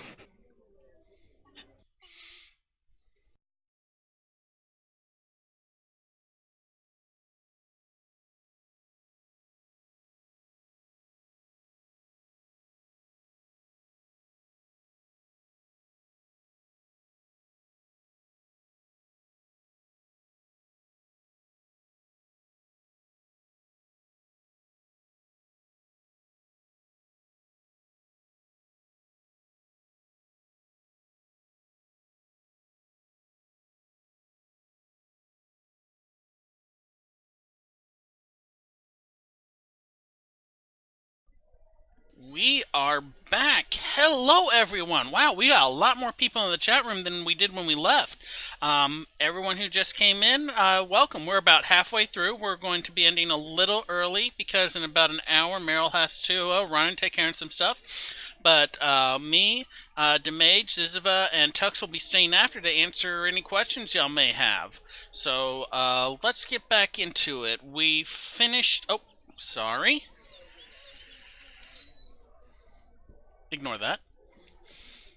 Anyway, let's see here. Over the course of the past 2 weeks, we've done things like Griggum being anointed as an evangel for the Selesnya Conclave, someone offering to cut out Faradir's eyes for him and give him new ones in a few days, Faradir's pet dog being given a ink pouch, super useful for a land-based creature, Ingrid visiting her patron, training with a rather angry elf who is also helping them run their business, and then having a girls' night out with several guys, which led to a sleepover and conversations about costumes for pets, and a awkward realization that her pet owl is not actually an owl. Also, one of my last couple days would be visiting my patron again, so Yeah. Ingrid will look rather hungover and rough again near the end. That one's not nearly as bad. That's just a 3. Alright, so we've gotten everyone else's downtime. So, Rail, what did you want to do for your downtime during these 2 weeks? So I have 2 things. One of which I would be very happy to have assisted. The other of which Rail is going to be doing.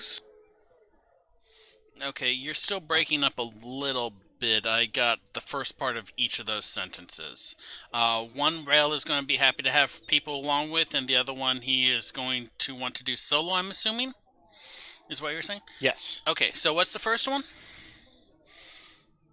So if I happen to have relatively intact brain that we brought out of that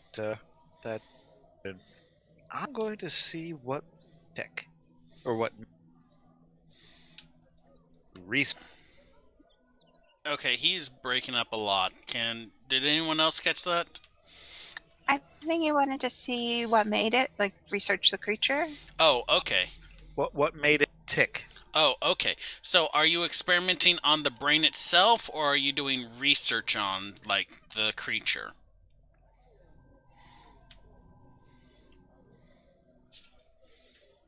I was thinking dissection. Dissection? Alright. So we're breaking open those surgeon's tools. I'm probably there and assisting. Is anyone else going to be there or assist or anything like that? I can always use help from anybody who doesn't mind getting a bit of brain fluids on. I only is that why don't we do this in the Simic labs where we have all the proper equipment? Because that's certainly a very safe place. No one certainly is going to just up and steal your things. Okay, so y'all being researchers in the Simic Combine do have access to a lab on request. They set you up with just a basic dissection table, and in addition to the surgery tools that you previously found in CoinKeep, they have a couple more advanced tool sets if necessary. But what are you trying to find out about it? The source of its psychic power, or Pretty. Figure out, was it a natural creature? Was it something that was experimented on to make it buzz? Okay. And if so, yeah, did those experiments give it a powers? Because that was not something I'd like to fix again. Yeah, that was a pretty tough fight for you. Okay, let's see. So we'll go ahead and say this is research. You already have most of the tool sets, so probably not that much for. A cost, I will go ahead and let's see here now. Make me an intelligence check with your medicine proficiency, if you have medicine proficiency, and add +3 to it from the high quality Simic laboratory that you have access to. With advantage. And with advantage. Can I use with advantage? Can I use guidance on my? This is too drawn out for you to do it with a single casting of guidance. This represents several hours of checking how things are, researching, checking diagrams, cutting, stuff like that. Okay. So intelligence with advantage.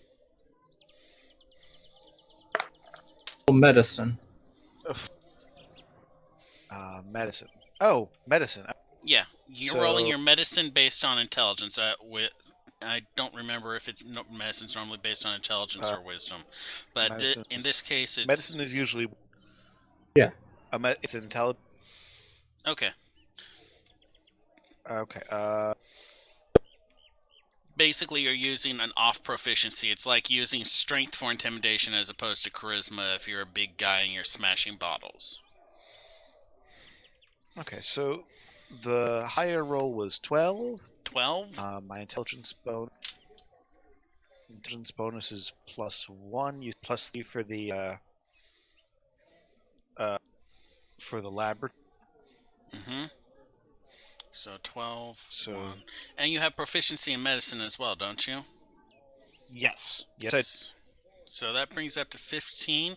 All right, so you can ask 2 questions about this, and I will answer truthfully.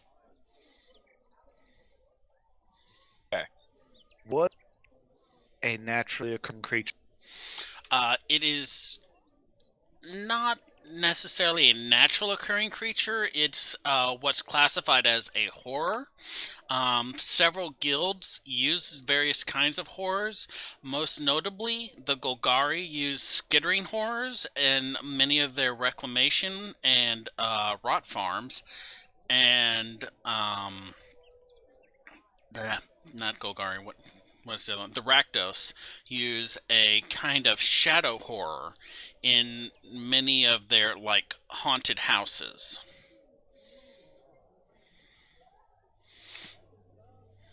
And the second question is, would I be able to You cut off at the end of that. reproduce? Oh. Well, I was. Would I be able to reproduce this thing's ability? Test at.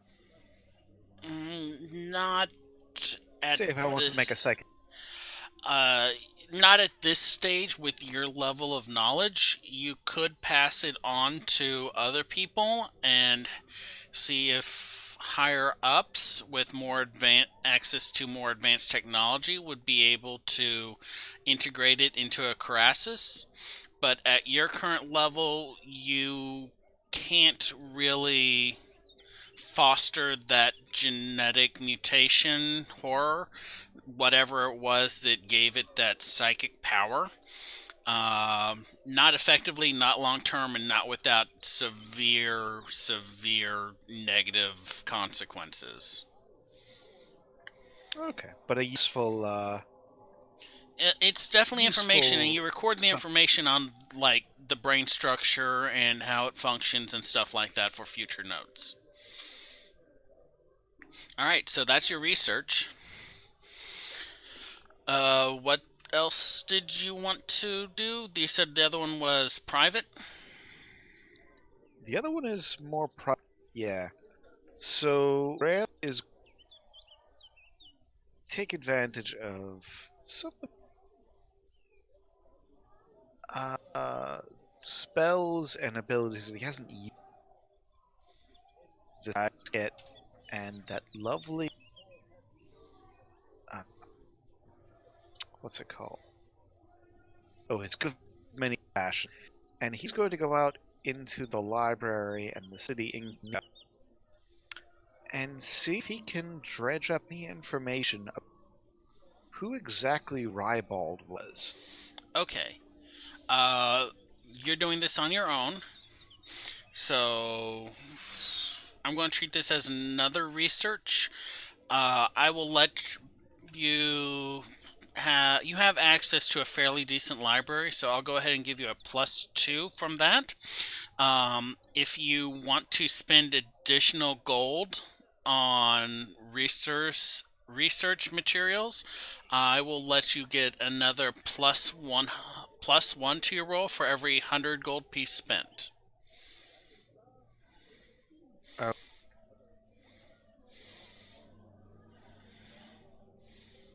You said every 100 gold pieces? Yeah, this is like some really obscure information, so you're going to have to get like some real high-end stuff to get more information on it. I need to spend money on things at the moment. Okay, so Yeah, I'll just go as it. okay. I mean, you can always research later again. This one's probably going to take up most of your week just because of how obscure this information is. So I want you to go ahead and make me a straight intelligence check, adding +2 for the quality of the library. Okay, investigation doesn't help with this? Yeah, I'll go ahead and allow investigation. So, alright. 17. 17?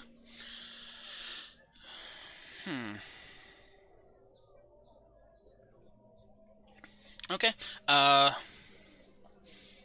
Let me pull up the information on him. And same as last time, you get to ask 2 questions and I will answer them truthfully.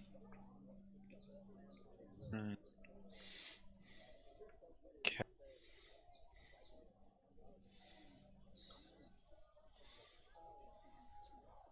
What group was he part of? Going through the registry, because like guilds keep a tabulation of who is their official membership, and pay taxes and dues and stuff like that to the Azoria Senate based on that. There is no reference of a Rybald as an active member of any guild. Okay.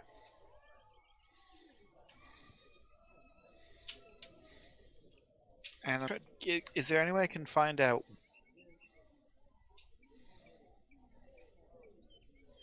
I'm trying to think of a question that's not over.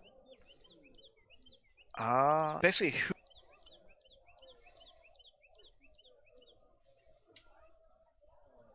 Can I find out anything about where he may have gone after he left Coin Key? Okay. This involves going back through like a lot of information, figuring out like trying to find references to him in newspapers, periodicals, journal references that have been submitted to the library, and then tracking that back and forward. You find you find his full name, or what he gives as his full name, and you find that he spends most of his time in the Undercity. The exact locations of which he are undisclosed. He appears to wander around a lot and collect rare and interesting items. There's a reference to a few weeks ago he brought in several Undercity artifacts to a pawn shop to sell. But you also find the receipt of that sale was written out to Uncle Rybald Sweettooth. Rybald. Rybald Sweettooth.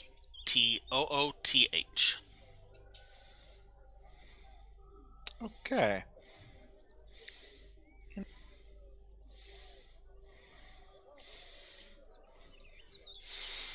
I yeah, well, I'll pass that information along, but I'm not going to say exactly. Okay. So you basically go up to the guys and say, "Hey, I did some research," and you tell them like that Rybald guy we met in the dungeon. Apparently, he's like an undercity treasure hunter. His name is Rybald Sweettooth, but he introduces himself as Uncle or something along those lines, right? Anyone want to react to any of that?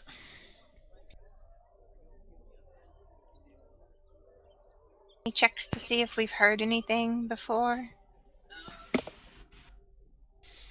I mean, it's unlikely, but Griggum will make a note of him because he sounds like a useful ally if we can help, keep him on if we can keep ourselves on his good side. Okay. Yeah, out of character Sweet Tooth sounds familiar. I don't remember the context. Can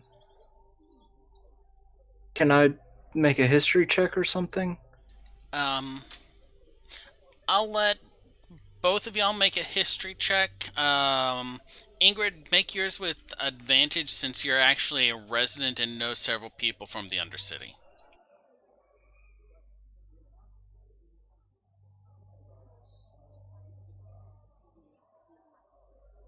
14?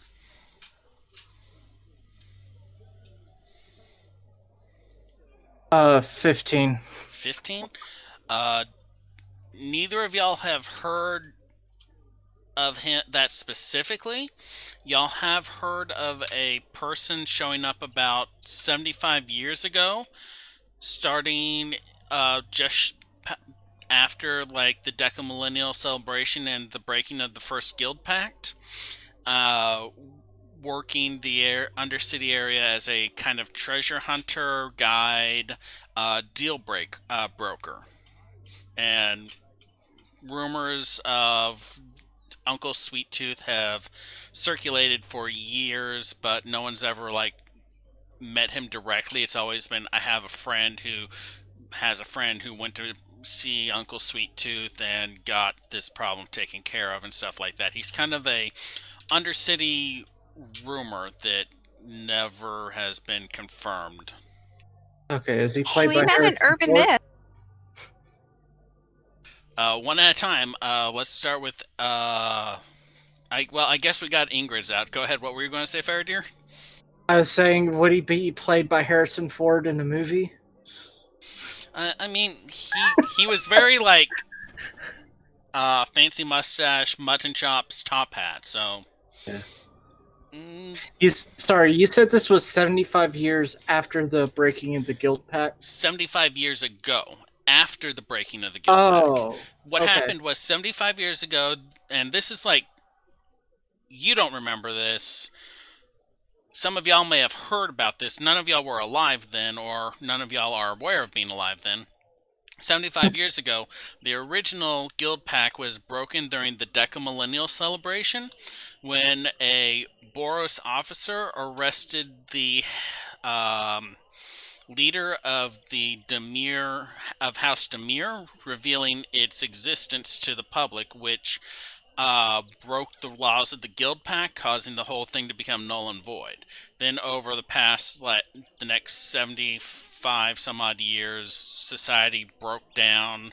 Guildless rose up, threw the guilds out of power. The guilds rose back up. House Demir became a more common and known player in the city and took on a public face as researchers, librarians, couriers, newsprinters, people that deal with or archiving and sharing information or communications. Like the mail is delivered by House Demir mail people, and House Demir runs courier services throughout the city. Over the years, the guilds came back in control, and then a few years ago, um, the implicit mage was revealed by Ms. Nevitt, the leader of the starts with an I. Sorry, blah blah blah blah blah blah. Is it? Yes, thank you. The Is It League, and through a series of adventures, a stranger gained the power of the Guild Pact and became known as the Living Guild Pact, and is the person in charge of the office of the Guild Pact, and basically can verbally confirm a law, which makes it magically enforced against every member of every guild. I thought it did the mail, but Demir did courier service. No, is it handle public works like water, gas, transport? I did not think I was going to be telling the story of Ravnica today. Yeah. Sorry. Yeah, like from what I understand, is the utility of Ravnica. Yeah, they're keep the power on, get the gas pumping, keep the water flowing, build subsonic underground tunnels to move people from one section of the city to another. Also lightning. And fire. Also, they have fairies. And pixies. And sprites. Pixies or fairy? Fairies. They have ratchet fairies. That, okay. Handle microscopic construction stuff and fit in, underground tubes. And I know, sorry, this may be a stupid question. So when you were talking about rival Sweet Tooth, was he involved in that, or are you saying around the same time is He when was, this came? as near as y'all can tell, he was not involved in it, but Okay. it was not long after that rumors of an Uncle Sweet Tooth who can solve all your problems started circulating, first in the Undercity and then in other places. Gotcha. Okay. That makes more sense. Sorry about that.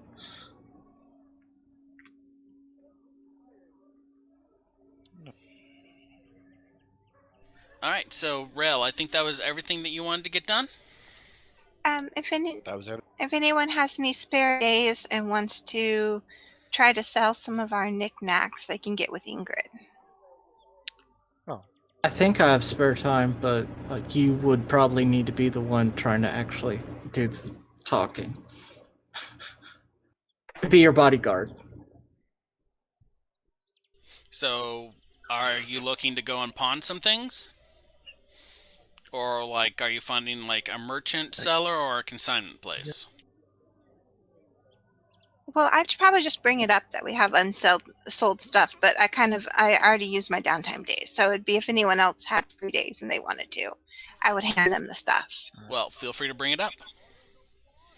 So, guys, we have this stuff in the bag. I don't think I'm the gold locket kind of person. We've got some dice, a bracelet. If anyone wants to take these for sale while I'm getting my training, I'll pass them over and we can get more liquid assets. Yeah, I don't think That Faradir sounds would. like an excellent.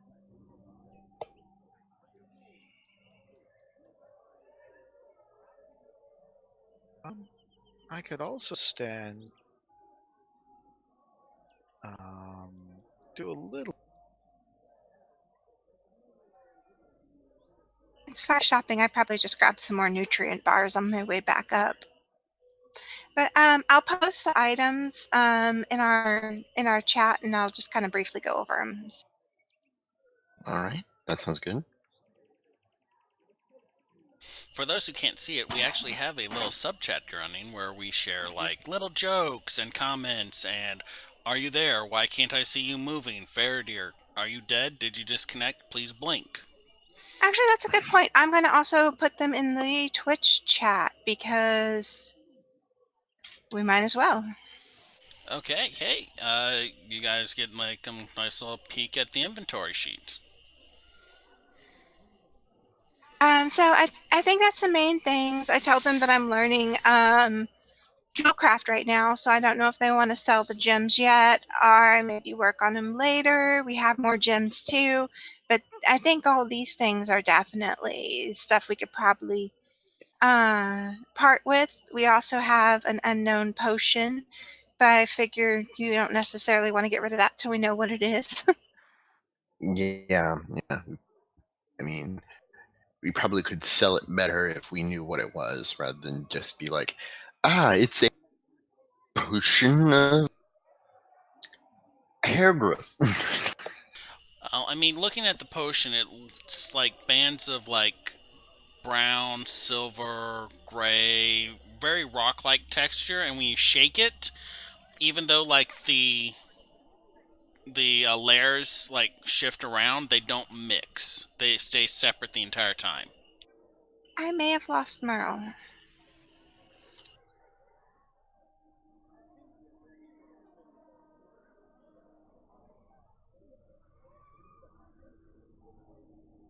But she does let y'all know in her estimation, going over the stuff while we were training, that she thinks the whole pile is worth maybe about 150, but she's not sure.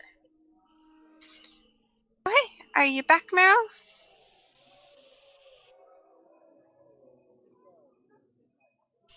I'm still seeing just a frozen screen from Meryl.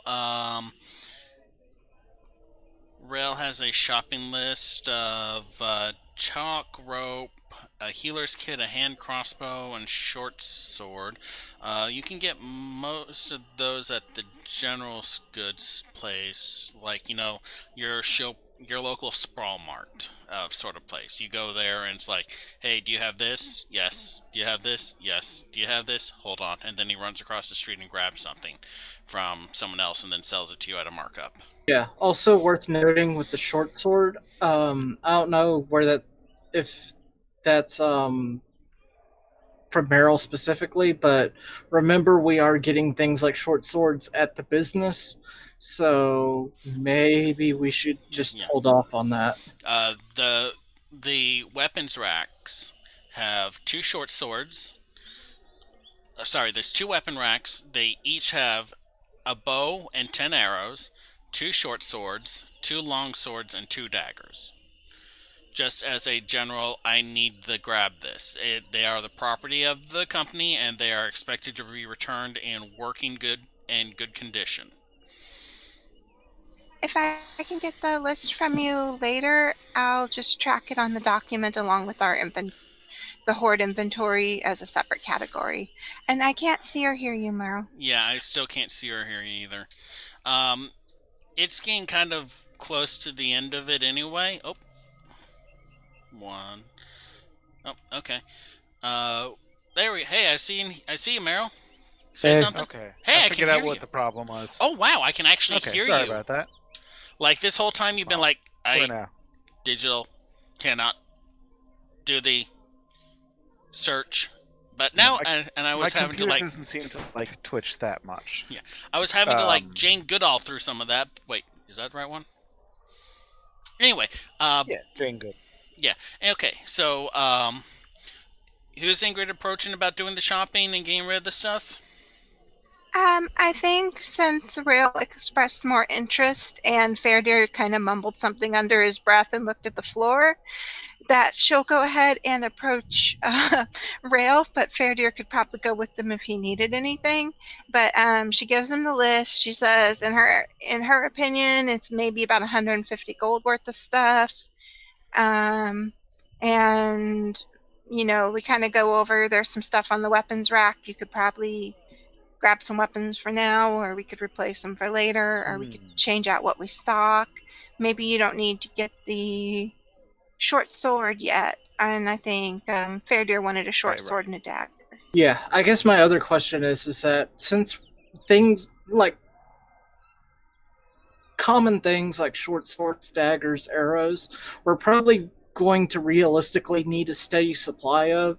Is there any way we can get like a bulk discount type of arrangement where like maybe we're doing it like 8 gold a piece or something like that, but we're getting it like as a steady, if that makes sense? Like, is that a thing or? Cathal would probably be able to acquire a steady supply for a nominal fee of a couple items like arrows and stuff like that, because she, as a bounty hunter, knows people who know people and can probably get a friend of hers to craft arrows for y'all at a discounted rate.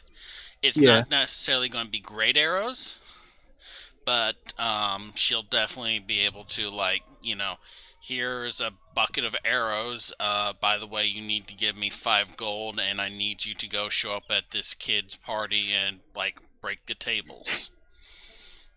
Maybe. I mean, like I'm thinking, like definitely with like arrows and bolts, we're just gonna be going through that like water. Like I'm saying, like a lot. I apologize, Like, but I figure something like No that we worries. probably would want like a standing contract of every 2 weeks you bring in, like you said, a bucket of arrows and bolts, and we just go through that.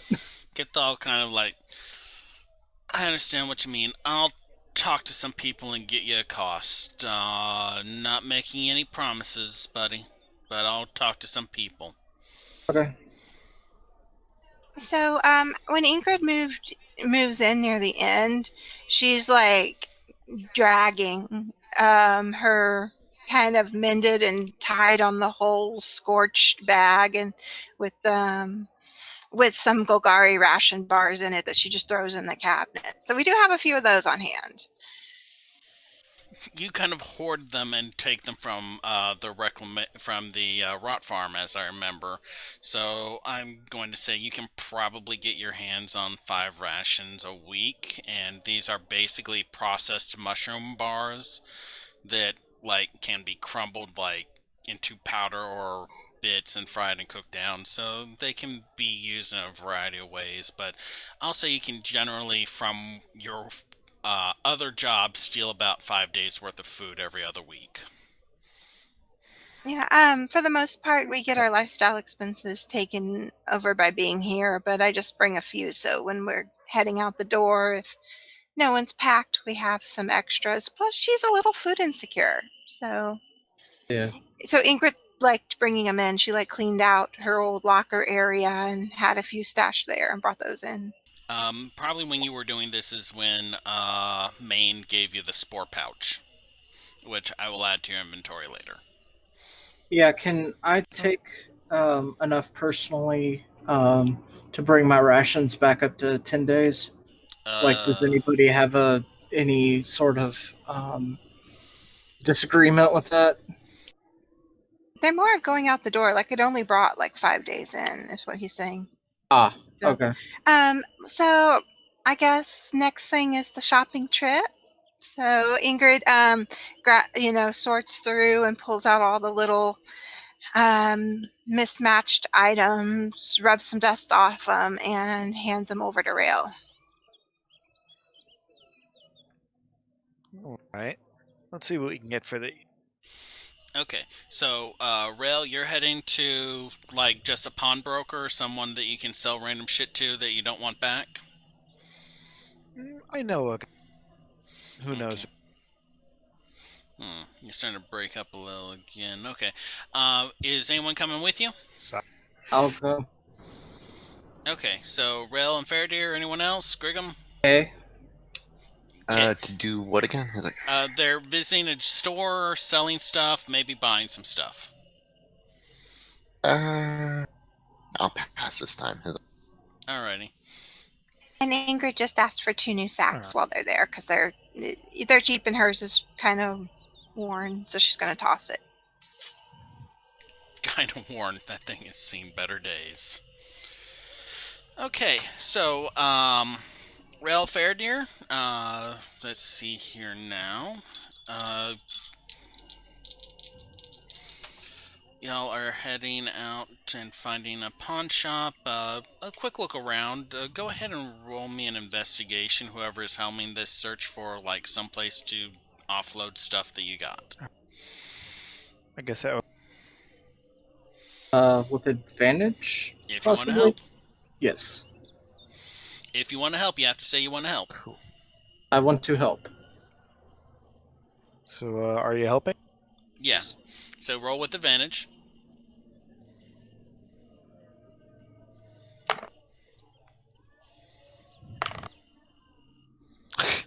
I rolled the same thing both times. So that is a 12. All right. So it takes about like maybe 40 minutes of looking around, talking to people. Y'all find your way to a general store called huh, Odds and Spice. Yeah, Odds and Spice General Store. You go in and there is a kind of middle-aged, maybe a little younger, looking like maybe 30s to early 40s, human woman behind the bar. She looks not bar, behind the counter. There's just stacks of random miscellaneous odds and ends like on the shelves, on the walls, stacked up in piles on the corner. And she's like, "Yes, how can I help you today?" We're looking to make some of our resources a little bit more liquid. And we've heard tell that this is a good place for lightening our pockets of certain objects of a finer nature. Yes, totally. I can certainly happily. Do you want money or are you looking to trade? I give higher rates for trading than I do for cash, so if you look around and see anything you may want. Let's see, so who's there with me? Ingrid's with me, Just you and Faraday, I think. and Faraday. Oh, Ingrid didn't come, right? Ingrid, did you come with? No. I just kind of let him know that we do have gems if we want to sell the gems later, or if he needs to get more for something, and handed him the stuff and said its value. And then I guess I went off to the bar with Okay. Trainer nearby. Oh, my chat is spazzing a little bit. All right, so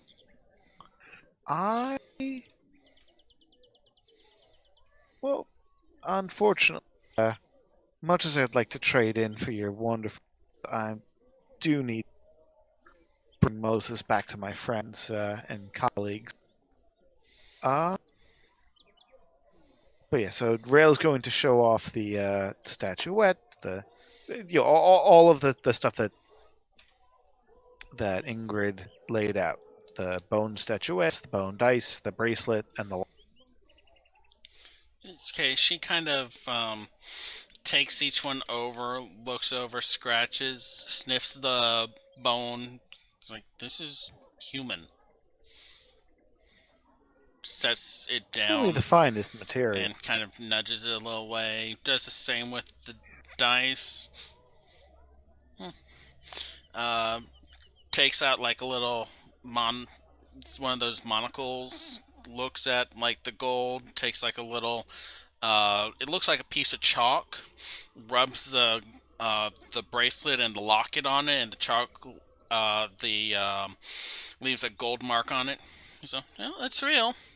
And it's like, okay, let's see here now.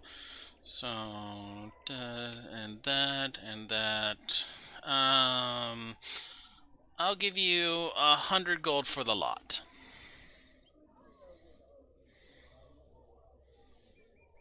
That's a little less than we were hoping to get. I don't suppose. I mean, we did put ourselves in danger to find all of these. I didn't tell you to do that. We went. Well, we have to take the price of labor into acquiring things like this. These are some very nice, artistically made unique art. So, I'm sure you could stand to like, stretch a little further. half of them's made from people, so that's true. They're pretty unique. Go ahead and make me a persuasion roll.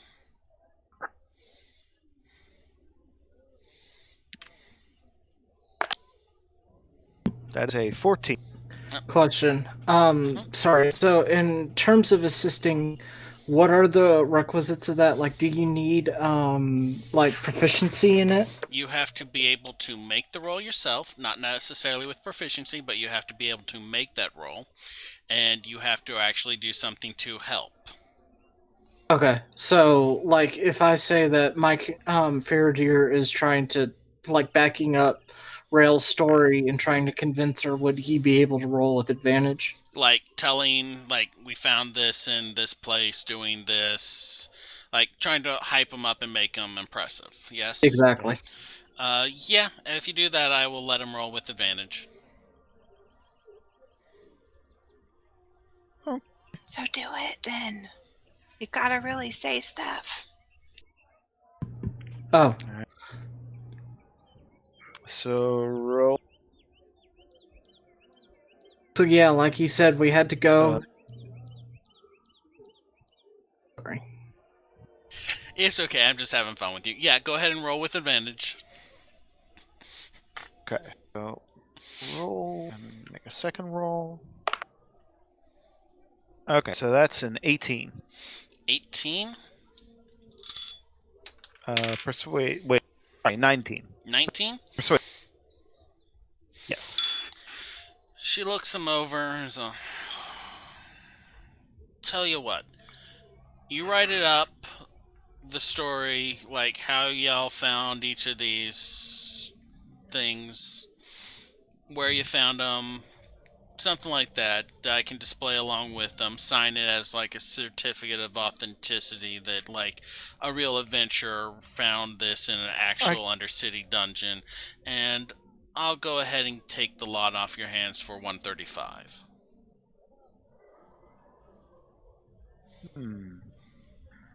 How about I write up the all fields of authenticity with, and you get to put these one-of-a-kind works on sale for, call it 130, and you happen to have any chain shirts in stock, do you?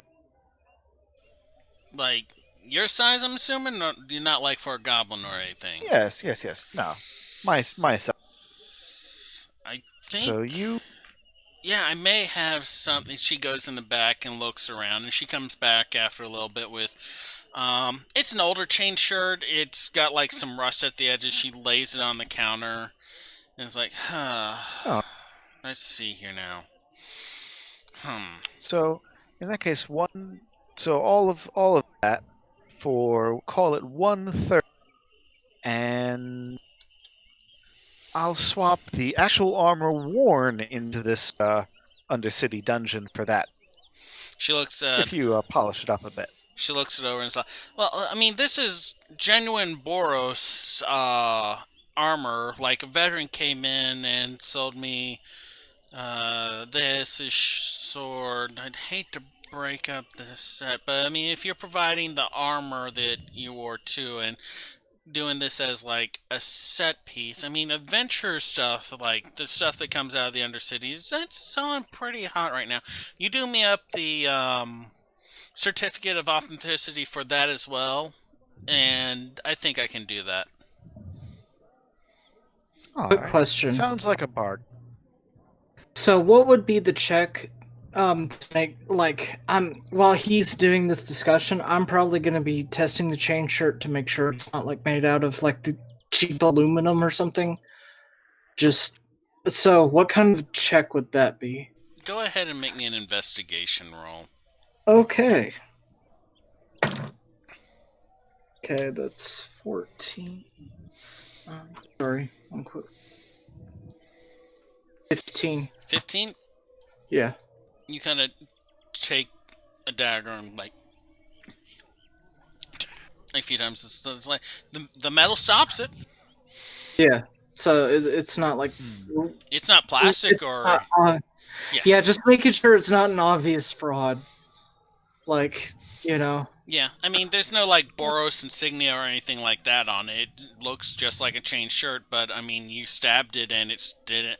I mean, it gouged up the counter, and she looks at it. And she looks up at you, and she's out, really? like Could I, I just could I hold my hands and just say, "Hey, our lives depend on this stuff. We have to check. I apologize, but we have to be sure." could insight to Give could I use insight to try to tell if it would be at all reasonable to push further? Like, is this about as she's willing to go? Go ahead and make an insight roll. Okay. That would be a 21. You can tell that she's willing to make a deal with y'all because, like, she honestly thinks that she can sell this stuff later for a higher markup, especially with, like, the paper that says this is real, this came from here, and with a signature on it that looks official. But if she starts to feel like she's not going to be able to make her money back, she's going to start turning some of these things down. I mean, I can add my encrusted dagger into that. The one that you got from your guild? The one that's like all screwed up. Oh, the jacked up one. Yes. Like, what are you offering it for? To sweeten the deal. Like, just sort of like for another. Well, I'm not like say another naming the 10, price. 15 I'm letting Rail do it, but like since she's taking adventurer's gear, it's like, well, hey, here's one with some history. She's taking memorabilia, so yeah. Okay. Well, I'm just saying, like, since she's taking his armor because it was on their adventure, it's like, well, hey, here's a item with this story. She kind of looks at the dagger and she's like, "This looks like shit, man. I mean, I'm sorry, but like, people want something that they can display that looks awesome, not something that looks like what chewed on this." A monster. Yeah, we're actually still trying to figure out what that monster is. I mean, I don't think I'd be able to sell this. I'm sorry. I appreciate it. I really appreciate the offer. Certainly. Just trying to make sure that we have a deal that everybody's happy with. All right, let's go for it. Let's shake on it. And she kind of like shakes your hand. She starts counting out the coins and hands you a couple slips of paper to write out like the not, I want to say parentage, but that's not the right word. Pedigree? No. Right. The thing that says like, this is what this was, this is where we found it, this is... Authenticity is what you were using earlier. Yeah. Yeah, certificate of authenticity, basically. This is going to... But pedigree? I know what you mean. Like, they do it with paintings and stuff like that. I know what you're talking about. I forget what it's called. It's going to bug me until I look it up after we're done here. But okay, yeah. So go ahead and that was 135 gold, I think. What was it? It came out to 100. When he added the swap, I think it went to 130, but Okay, he got a fair value swap. Yeah, 130 and a chain shirt. Okay. Yes. In exchange for my scale now. Mm-hmm. Okay. Go ahead, and I'm assuming you're going to return and give that gold to Ingrid to avoid fingernail loss? Yes. And also maybe ask her to do her prestidigitation on it so that it's not rusty. I mean, it's not like bad rusty. It's like, someone threw it in like a chest and left it in the attic for a couple months and then dug it out and sold it later. Yeah, but I know Rail. He's not going to want rusty. Yeah. It's got a nice patina on it, we'll say. Well, we've got our second month secure, so if we cash out anything else like gems later, or if we decide to hand out a tiny bit extra beyond the 2 months, we have a little bit of a fund back. I assume at the end of this session, I'm taking out the 120 since we'd Y'all, be paying. you are not required to make your payment this month because y'all are not up and running. That is part of the agreement. Is that y'all are going to have the remainder of the month to get trained and get your feet under you. But starting at the end of next month, you're going to have to make your payment. Okay, because I thought you were saying it was like a short month and then we paid, but okay. Okay. Rail. You Yes. hear a voice in the back of your head a short time after the end of the week. You're being whispered directions, instructions, locations, people, in order to, in essence, extricate yourself for 2 to 4 weeks. Could you repeat that whole thing? It's like, Alright. because you kept cutting in and out for me. Okay, sorry, I thought I dealt with that. Rail, at the end of the week, starts hearing a voice in the back of his head giving instructions, directions, and orders. Gotcha.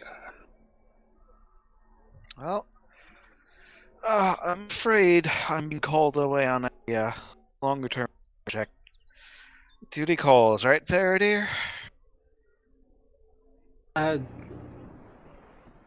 not aware of anything, but if you say so, Well, yeah, a little bit hush hush. sure. But, well, you know how it goes in the. You keep more sensitive experiment hidden until it's ready to.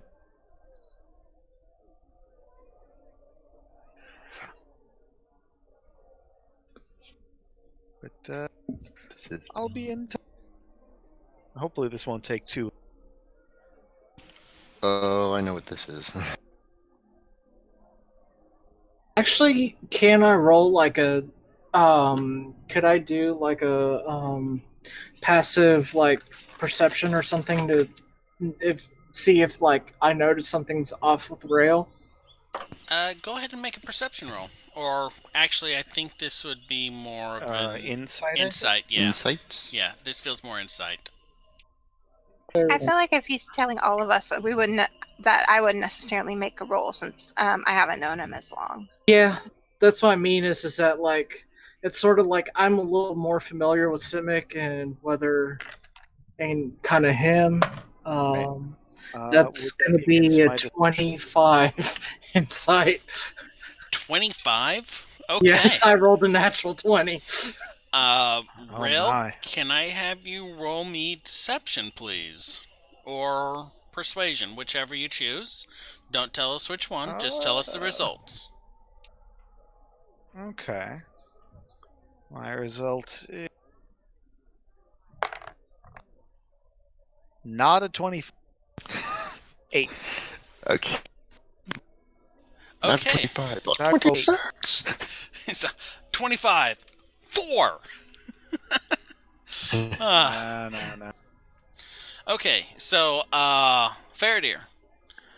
Where are we at this point? Like, are we like? I assume y'all. Oh, y'all are at the office. Like the main part of the office got finished off with like after 2 days, so y'all have been gathering there for your training. Okay. So I would assume that's where y'all have been. Rail keeps on stopping and looking off into the distance for a second, and then seems kind of squirrely about some stuff, and then he's not telling you everything, but I mean secret projects are not unheard of. Yeah, And but the staring off. Sorry. Oh, and they are not that uncommon in the Guardian project, which y'all are both people. Y'all both are the which is the clade y'all are both working under. Okay.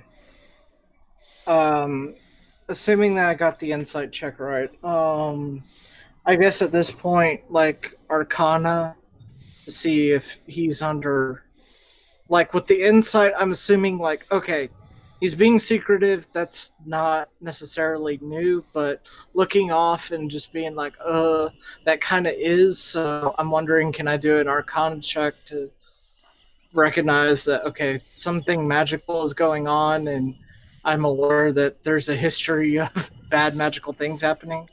Okay, go ahead and make an Arcana check. Oh dear.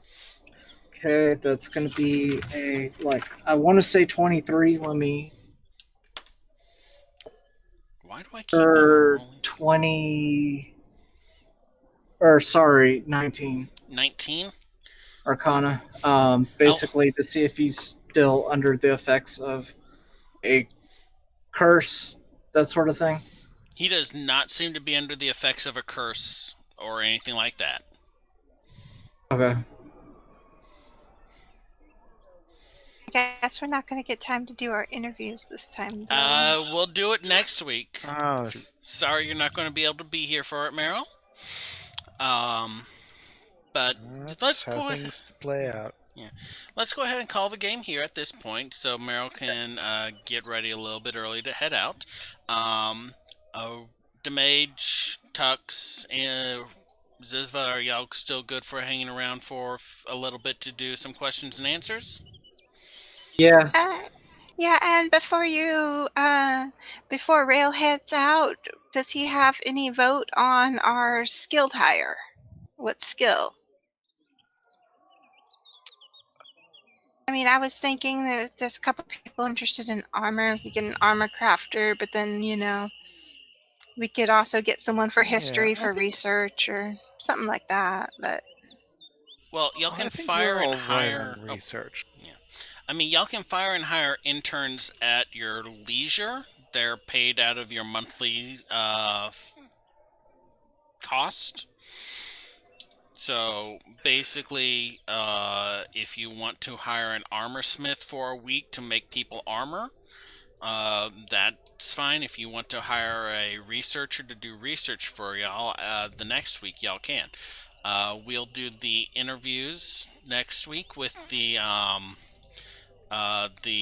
hirelings, and honestly, I was hoping to get them done this week, but I can't say that I am disappointed with how this went. I had a lot of fun, and I hope you guys did too.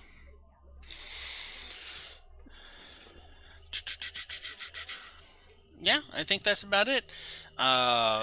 Everyone, thanks for hanging out with us, watching.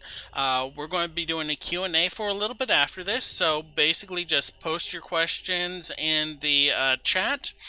I'll read them out, and you can either address them to someone or you can ask them specifically. We'll hang out for about another 30 minutes or so just answering questions and stuff. Really hope you all enjoyed the show. If you're watching this on YouTube later, please like and subscribe. If you're watching this on Twitch right now, please favorite us, follow us. Just the more people we get, the more we spread our word, the more we can do. I got my hands on the quick start rules for Shadowrun 6th edition, and I'm starting to parse those out, so keep an ear open. We may be starting another stream sometime soon with a couple people doing heists. We will see. Anything anyone wants to add? Care out there, everybody. Okay. Yeah, no. All right.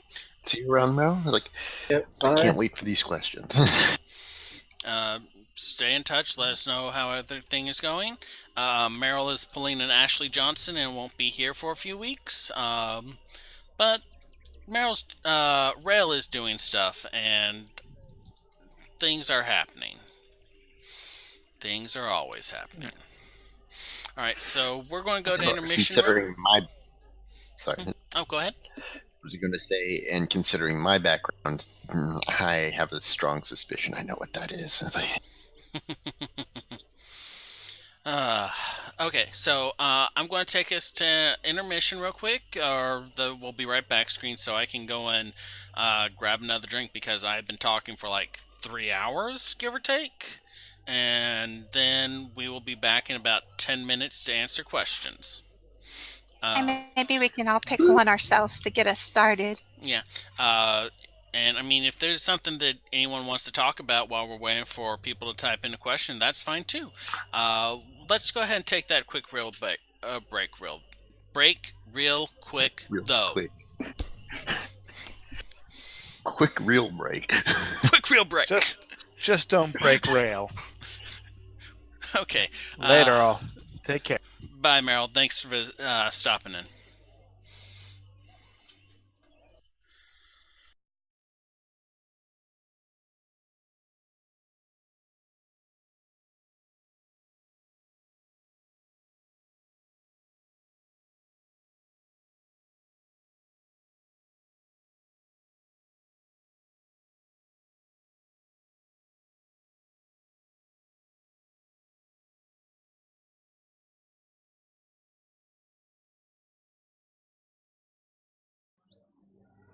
Okay, so, wow, that was fun. Sorry about that peek behind the scenes. Apparently, when I set this thing up to do this little interview, I set up the camera pool wrong, we will say. Guess who wears the hat of the stream manager on top of DMing and a lot of other stuff? Hi. So, let me go ahead and stop that background music. Sirenscape is a great thing. I am loving it. I got a lot of fun out of mixing stuff to make like the little chirps and the background sound just for the general walk around, but we don't need that while we're answering questions. So, we only got a couple people in chat. That's understandable. We're still pretty new at this. If anyone has any questions, please just go ahead and type them in. Otherwise, hey, you guys had some fun today, right? I did not expect the girls' night out to be as protracted and as enjoyable as that was. Did y'all have any ideas, questions, or concepts going into that y'all just like completely got blown out of the water on?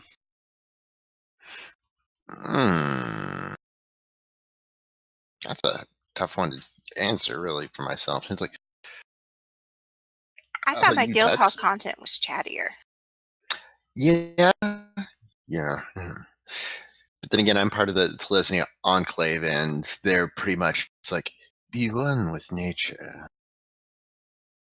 Choso is very much one of those people that she's chatty around the right group of people, and there was just way too many people for her to like, okay, I can relax. Plus, she was in a public environment and she was really outside of her environment. Like, that may have been the first Medusa people in that bar had ever seen in their life.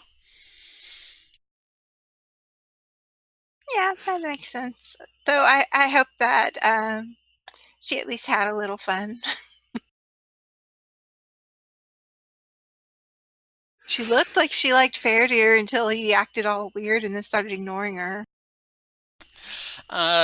She had an interesting reaction to Fairdeer. Medusae, Gorgons, they have the hair tentacles. And that is like a kind of a big crossover between them and the Simic. But with the Simic, it's more like octopus, and with the Gorgon, it's more the end of like a snake's tail and stuff. So there's like that kinship, but there's also that rivalry of, oh, you got a different kind of tentacle than me, jerk. I was just trying to make friends. She didn't dislike you. She just kind of like, oh, you're the Simic. Of course you're in the Simic. Yeah, like I wasn't ignoring her as much as just like, okay, clearly she's not wanting to be chatted up. Just giving her space, respecting her. You know. Yeah.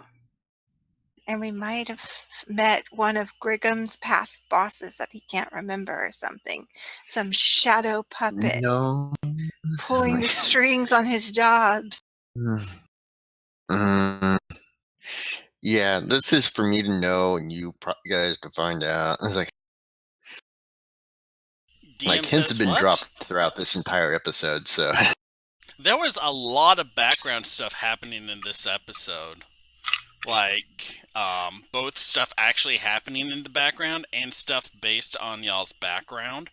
I am yeah. really happy that I finally got to show off the Dryad. With the whole. Yeah, like, we know that Brigham is part of the Selesnya enclave, and he wasn't too well received, it seems. Or something happened that made him feel like outcasted for a while. It was like, but Yeah. hey, he's a goblin, so Well, Fairdeer knows that anyway. Maybe. Yes, I do know that he's a goblin. Yeah, I mean, there's no idea, like, how much of what Faradir saw that he relates to the rest of y'all. Like, that was a lot going on in that scene all at once. Yeah. yeah. Yeah, like sort of in character, I feel like Faradir wouldn't say anything because like obviously that's something about Griggum and it's sort of like he doesn't want to say if like Griggum would say it if he wanted it known and if he didn't want it known, Faradir doesn't feel it's his place to say anything unless a situation comes up where there would be like where that knowledge would be very important for the rest of the party to know. Like, Well, I mean, if it's that not makes sense. just Griggum in that scene. There was, like, the Dryad was talking to Faradir, too. Yeah.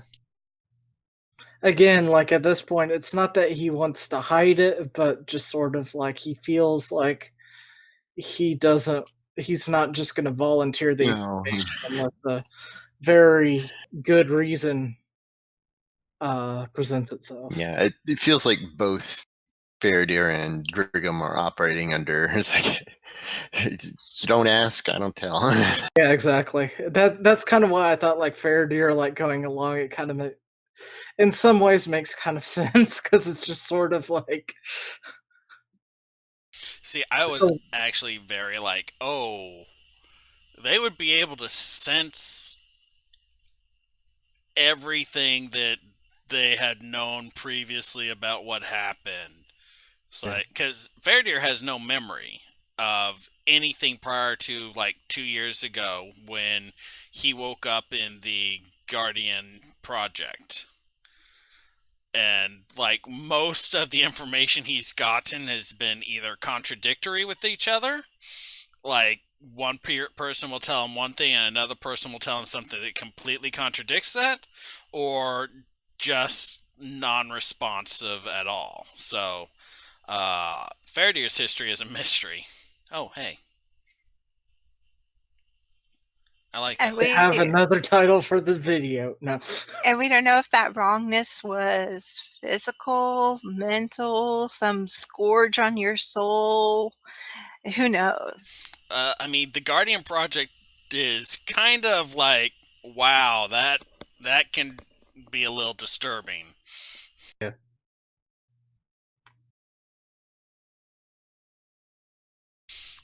But I think my favorite reaction of all of this was like the rail casting "Speak with Animals" and then everyone finding out that the owl is not an animal. That was like everyone seemed to be like for a second there, and that made my day. That made me really happy. I kind of already been assuming it was some kind of like Fae familiar or something, so I wasn't that much surprised by it, but it was still kind of a weird reveal.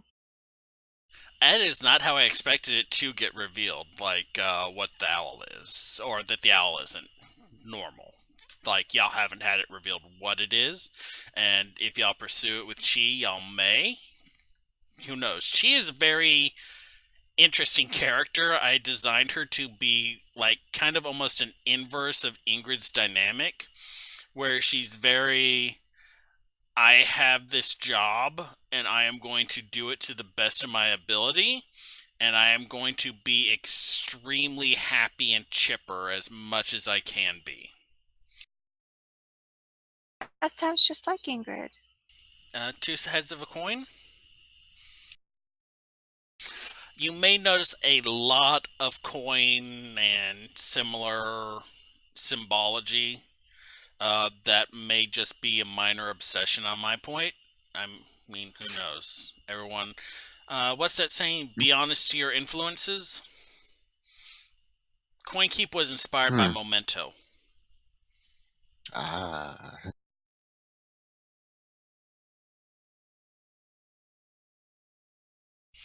So, I'm going to hang out for like another 15 minutes or so. Anyone in chat want to ask anything? If not, don't worry about it. We appreciate y'all watching and really appreciate you sharing with others. Uh, Tux, anything you want to talk about in relation to Fairdeer or Kay or the ink sack incident? Not gonna lie, a little disappointed about that. But at the same time, I don't know about the changing it, being a cop out, because I thought like have because sort of behind the scenes with my level up, I chose Beastmaster. I thought that would be the a good explanation as to why he has like 22 hit points instead of 8. Like, oh, he went through all this transformation and now he's super dog. Well, I mean, there's a lot about Kay that even you don't know just yet. So, Yes, but but I accept him anyway. yeah, but no, I mean, honestly, that whole scene I had a lot of fun with, and I hope y'all did too. Um, the whole I take eyes now, new eyes coming in a few days. I kind of borrowed a little bit of that from Futurama with the if you can breathe water, you don't need lungs. So I take lungs now, new gills come in a week. Am I referencing something that no one else has seen? No, I've seen it. Oh, I okay. remember it. It's like you kept on like, pff, pff, and it's all, am I being judged? I don't know if I'm being judged. But yeah, no. Honest to your influences, Futurama is like a lot of the sci-fi weird science that is in Futurama is going to be showing up in like the Simic place. Like the fish with the tarantula legs, I got the idea from who's Farnsworth's rival? Wernstrom. Wernstrom's fish in a reverse scuba suit. I got the idea of it from that. So it's basically a goldfish that's been adapted to survive on the land with tarantula legs, and they basically can't let it out because if they do, they'll never find it again. And they're very aware of that. I can't believe y'all didn't keep. Oh, it's from the prologue. I can't say it. You can talk about it. Can't believe y'all didn't keep a bunny. We didn't. I felt no need of keeping a ravenous bunny that kills things. As part of our prep for this, we had a series of like one-on-one or two-on-one game.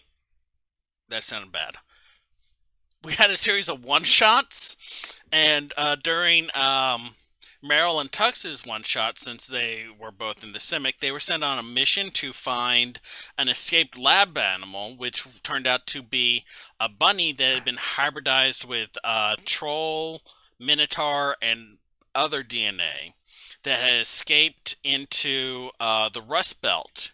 And the Gruul were semi-worshipping it as the Grazebringer, a semi-mythological figure in their old one's religion that where it goes. It's supposed to follow behind the raised bore, and where it goes, new life is supposed to sprout, bringing back the wilderness to Ravnica.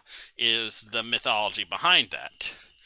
And so, like, when they killed it, because that was not something they would be able to likely bring back very safely. I mean, Kay almost got killed on that one, if I remember correctly. He got, like, Yeah, he was impaled. down. Yeah, he was down to making death saving throws. When they killed it, they like stayed in the its cave overnight because they were kind of jacked up, and found in the middle of the night like a bunch of little bunnies, and they just left the bunnies there. No, we didn't. Oh wait, no, that's right. Picked Y'all him took up them. and brought him back to the Yeah, lab. y'all took them back to the lab, and y'all have no idea what happened to them after that. No, because it's not our problem after that. There were three. I would have thought y'all would have like snuck one and turned in two. Oh, I was surprised. I love that Meryl kept a lucky rabbit's foot from that encounter. yeah. I mean, it died, so I don't see how it's lucky. Actually, now now. that I think about it, yeah, that rabbit's foot, maybe it's the cursed object. That rabbit's foot is like the size of like It's big enough to be a bludgeon itself. Yeah, it's you like probably can turn it into a sap. it's like the size of a water bottle. Like not one of those small water bottles, like one of the I'm going running for an hour and I'm way into my hydration water bottles. I'm talking like This is too much water, like because of science.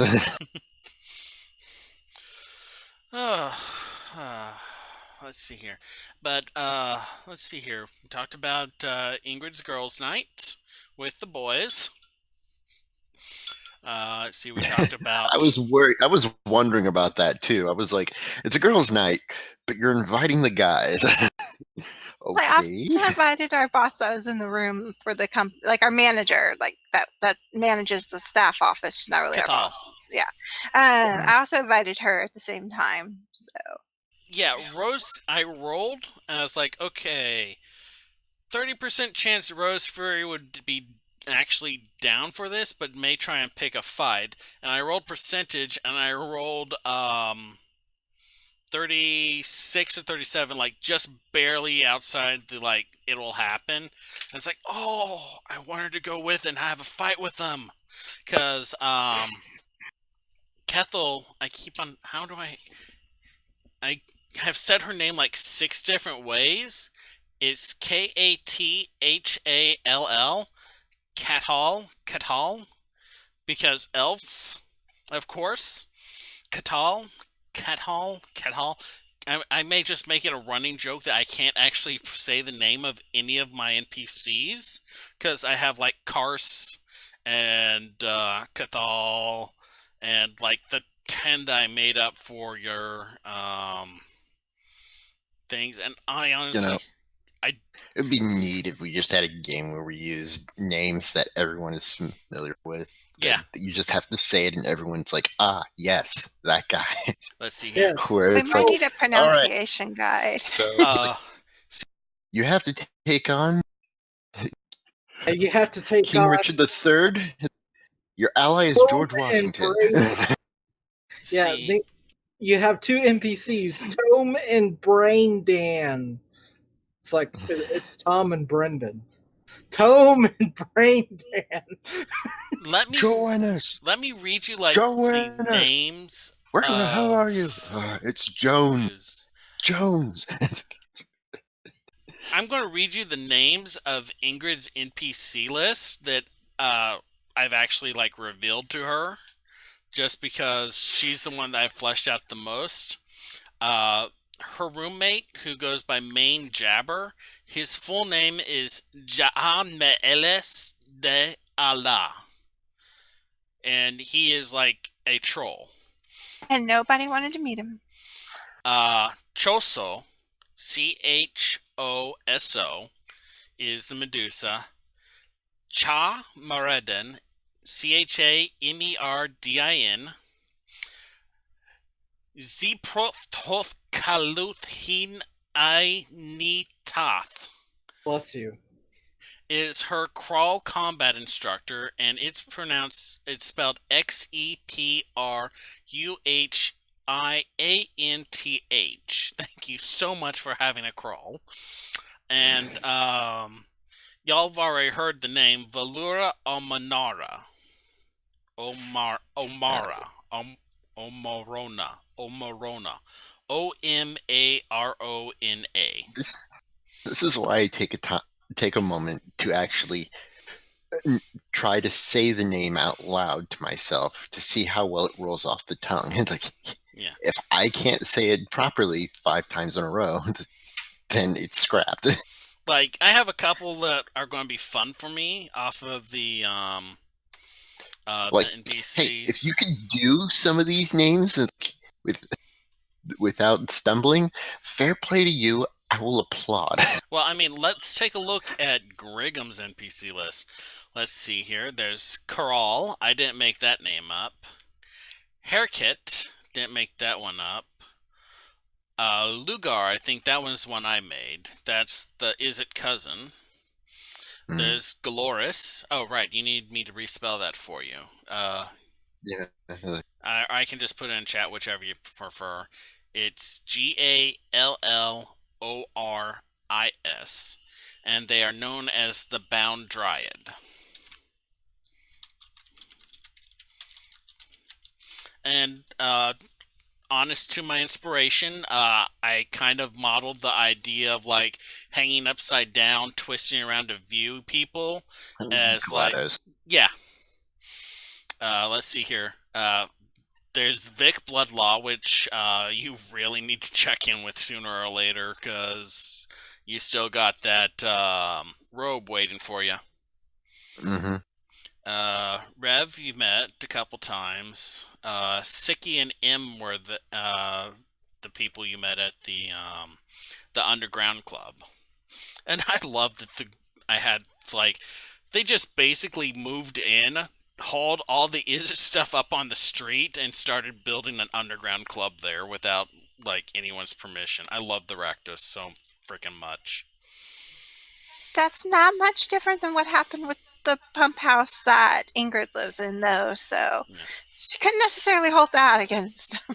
And I mean, there are so many key NPCs for Faradir. There's like 1, 2, 3, 4, 5, 6, 7, 8, 9, 10 that I just cannot name, because this is gonna be fun.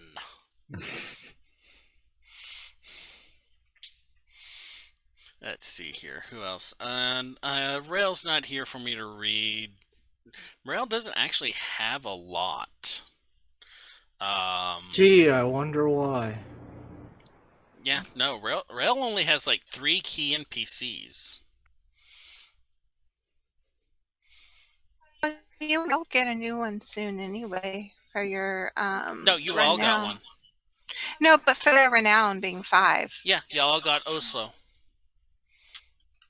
But that was from carousing, where we paid is. the gold and caroused. Damn. I was so close to getting out of this. Nope. Rail and Faradir need another creepy Simic contact. So, you want extra tentacle arm, yes? Doesn't count. I don't know. That might be your contact. No. Don't worry too much about getting K in the sunlight. Okay. Worry a little bit about that. But like that, it's kind of a running joke in my head that like every time y'all go to there, they tell you like something else to like not let happen to K. Okay. And I have no guarantee one way or another if any of it has mechanical effect, but it certainly makes me laugh a little at night by myself.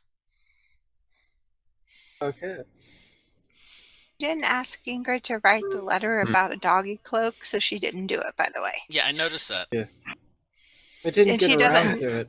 and she doesn't know about Kay's affliction either, which is something, if they're in the same building, you might want to tell her at some point. Yeah, that's Yeah. going to be creepy when Kay all of a sudden just unleashes a torrent of ink that just, like, my water broke splashes around him. Kay, Yeah, I'm not no telling peeing them. in here, and then prestidigitation. Yeah, I'm not letting that one on. I Okay, was. well, if Kay gets walked in the sun by a staff member because you didn't tell anyone, that's on you. No, I'm letting on that part, not the ink part. I was not expecting Meryl to do research on Rybald at all. I was like, oh, wow! I did not expect y'all to like, Follow up on that, huh? yeah, like, because like the corpse that y'all found looked almost exactly like him in the dungeon, and like the method of him dying was nowhere near like what was involved in the puzzle, because he had like the cuts through his neck. Sorry. Oh yeah, I forgot about that part. Yeah. So I was like, I figured y'all were just going to be like, oh, okay, hey, it's an NPC, cool, he'll show back up, and then Meryl's all like, I want to find out about this guy, and it's like, oh. Oh.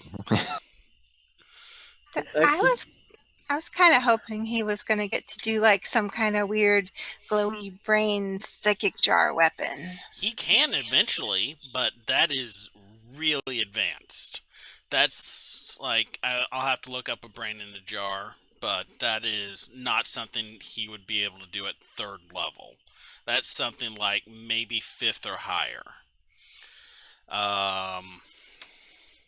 But yeah, no, I kind of figured that with me setting up the surgery kit, that he would play around with that a little, and I didn't know that he would be doing it with like the brain in the jar.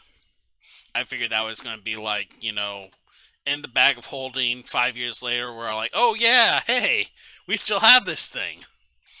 So, but nah, he dissected it and he basically simicked it, and he could like at higher levels now, because I have to write this up. The ability to make psychic creatures, which is not really like in the Simic wheelhouse that much, but it should be interesting. I mean, the Simic wheelhouse is mostly like under the sea, down where it's wetter. I can't sing. Someone do Sebastian for me. I can't sing. Under the sea. Thank you There we so go. much. Under the sea. Down where it's wetter, it is better down under the sea. You know, people are actually positioned. I know, right? Did you know And people stream gets muted. demonetized? Like, immediately I'm thinking, holy shit. I have I been didn't having a realize my lot GM was Will Shatner. of down under the sea, where it is wetter, it is better under the Under sea. the sea. Like, did y'all hear that people are pushing to have Gordon Ramsay be the chef in the live-action Little Mermaid? Like, I'm not shitting Makes with you. sense. It's like, well, I feel like Gordon Ramsay would take them up on that. well, here's the thing. He is not super respectful of the French. Like, he's not disrespectful of them. He's a lot better than, like, he used to be. But, like, I don't think he'd love that. I mean, that's, like, right up there with, okay, so we got Englishmen pretending to be a French starship captain. I am looking forward to Picard. I am looking forward to this so much. He has a goddamn dog. And I mean, it can't be any worse than, like, Discovery.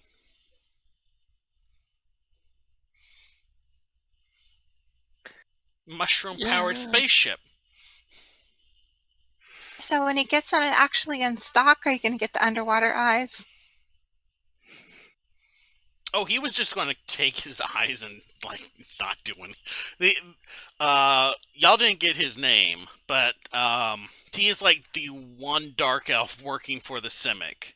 He's like that one creepy dude that's all like, yes, He actually doesn't yes. work there. He just wears the robes. Like nobody called him out on that. They're like, "Yeah, you work here, right?" It's like I was trying to do like a bubble in my throat with him because he has like the gills and he has the symbiotic ooze living in there with him. That's what that like the ooze was bubbling up, looking at you and then going back inside.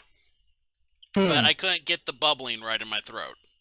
So it just Um, sounded kind there. of Czechoslovakian, I guess. Symbiotic makes sense with a dark elf and a Simic, so doubly that should work. Yeah. Like the Simic guild leader during, I want to say, the Implicit Maze era was literally an elf ooze. So yeah, it's but like now they're all like mermaids, but not fishtail mermaids, like people leg mermaids. Mermen? Merfolk? Merfolk. Merpeople.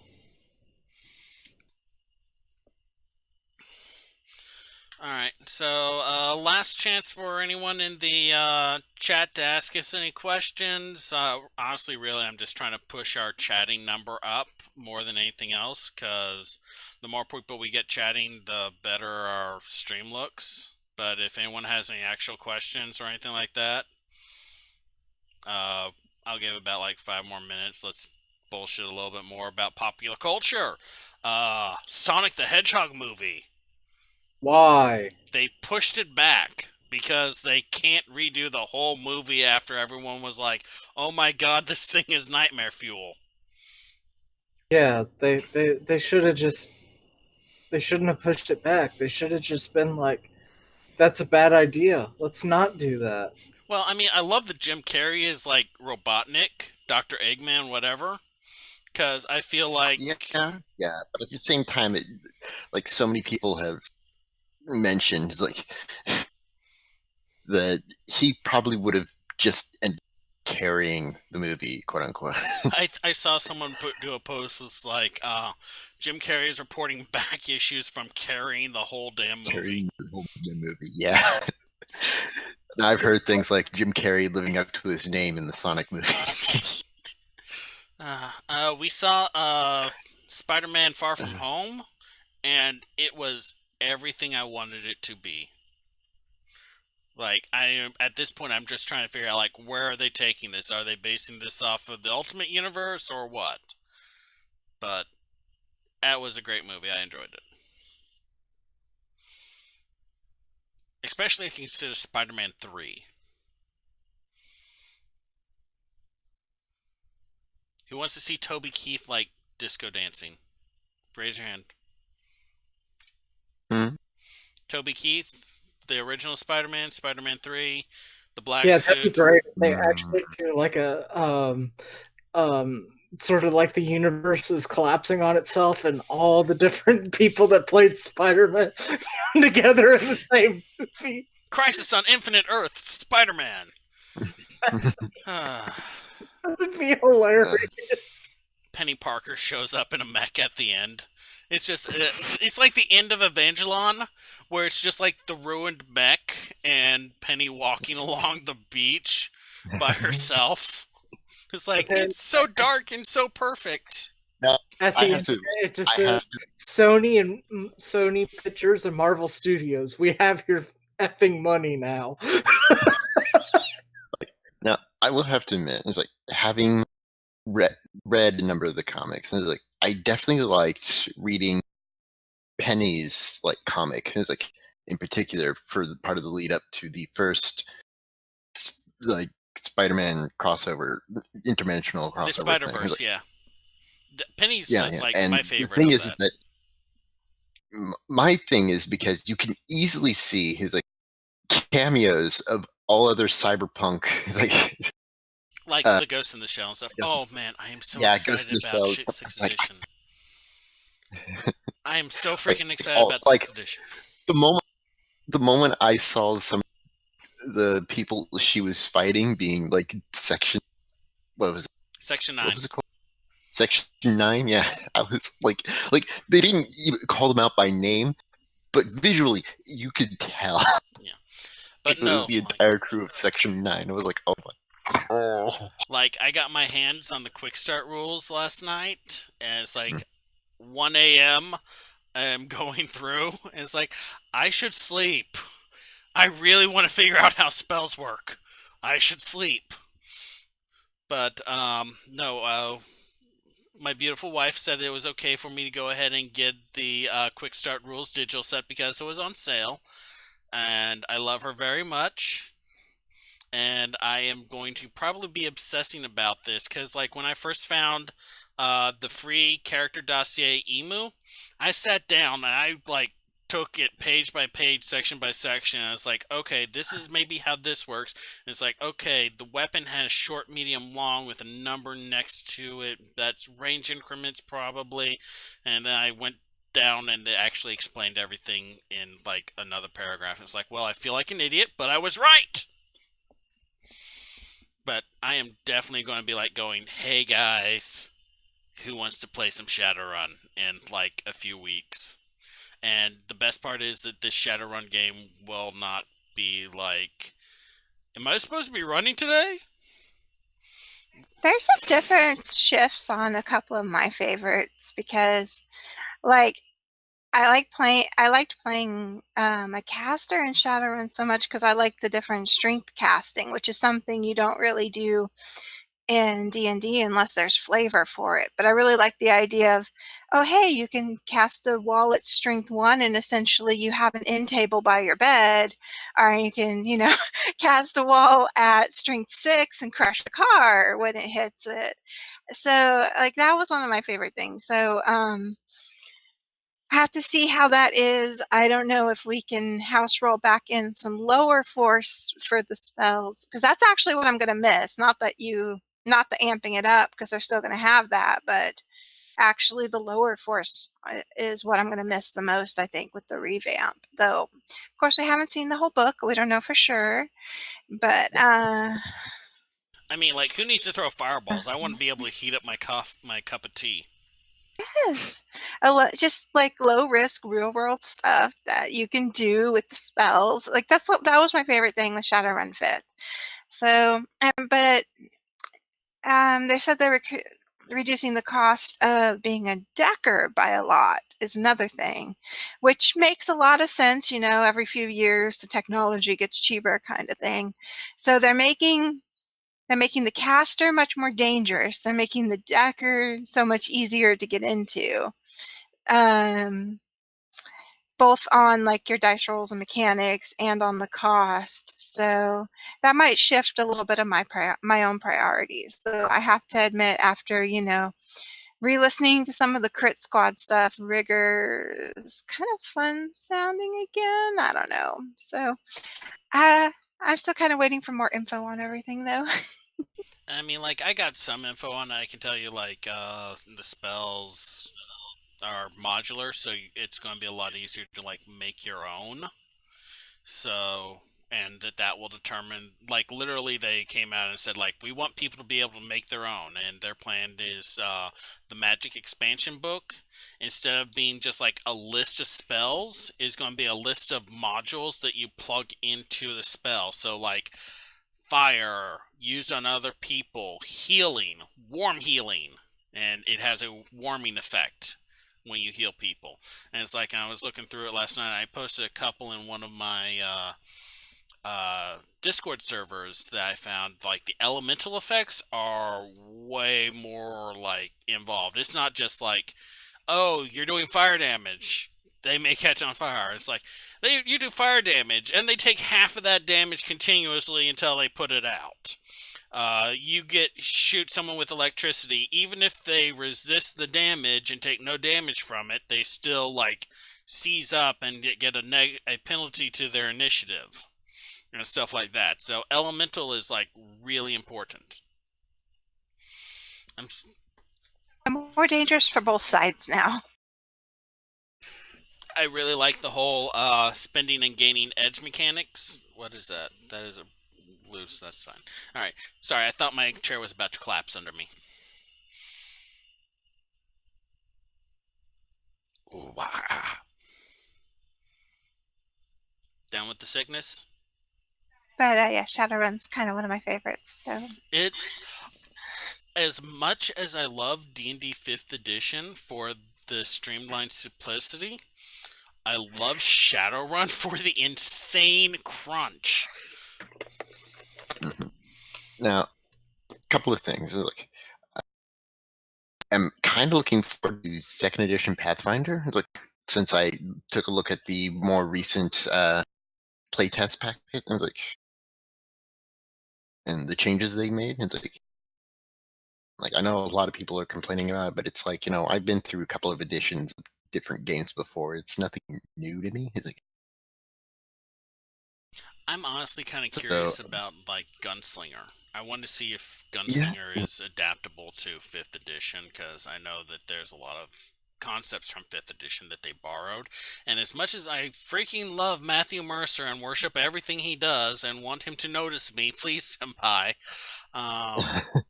I don't really like the Gunslinger as a fighter archetype.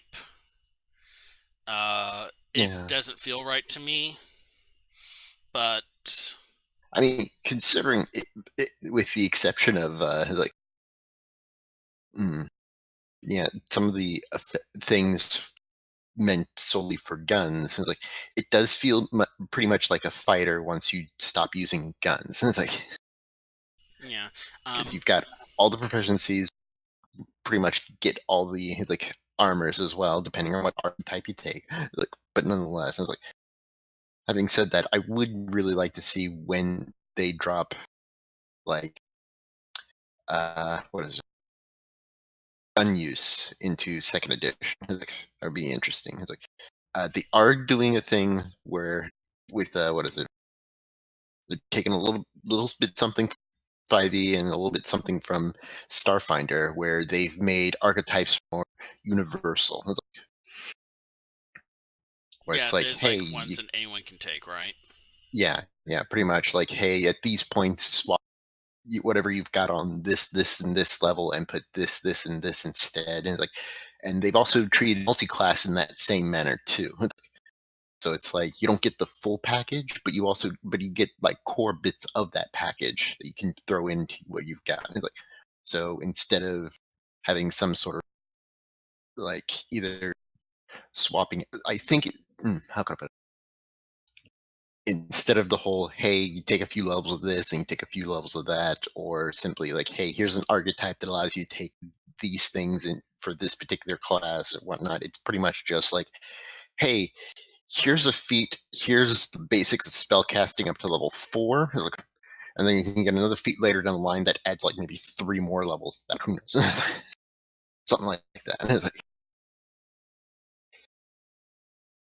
so it's kind of a build it yourself kind of thing. It's like, It sounds a little bit like a homebrew I came across a while back of multi-class feats, where instead of like yeah, taking a class, you take the feat, like say you're a fighter, you want to pick up Barbarian Rage, but you don't want to multi-class into that. When you hit level 4, yeah, instead of taking an ASI, you take Barbarian's Rage feat, and it gives you access to Rage once per day or something like that. And then at higher yeah. levels, it increases like how they're going to do the dragon marks for Eberron. But I mean, honestly, my biggest issue with a lot of the fire stuff is the built-in gun failure mechanic. Because Mm, I mean,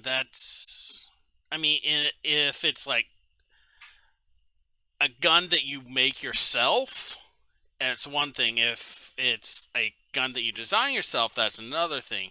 If it's like I go to the store and I pick up this pistol because pistols are a thing, like firearms are actually a thing in Ravnica. It's been like the Izzet have freaking flamethrowers. Of course, they know how to propel a lead slug, and they don't have gone at actively suppressing fire powder, so it's entirely doable.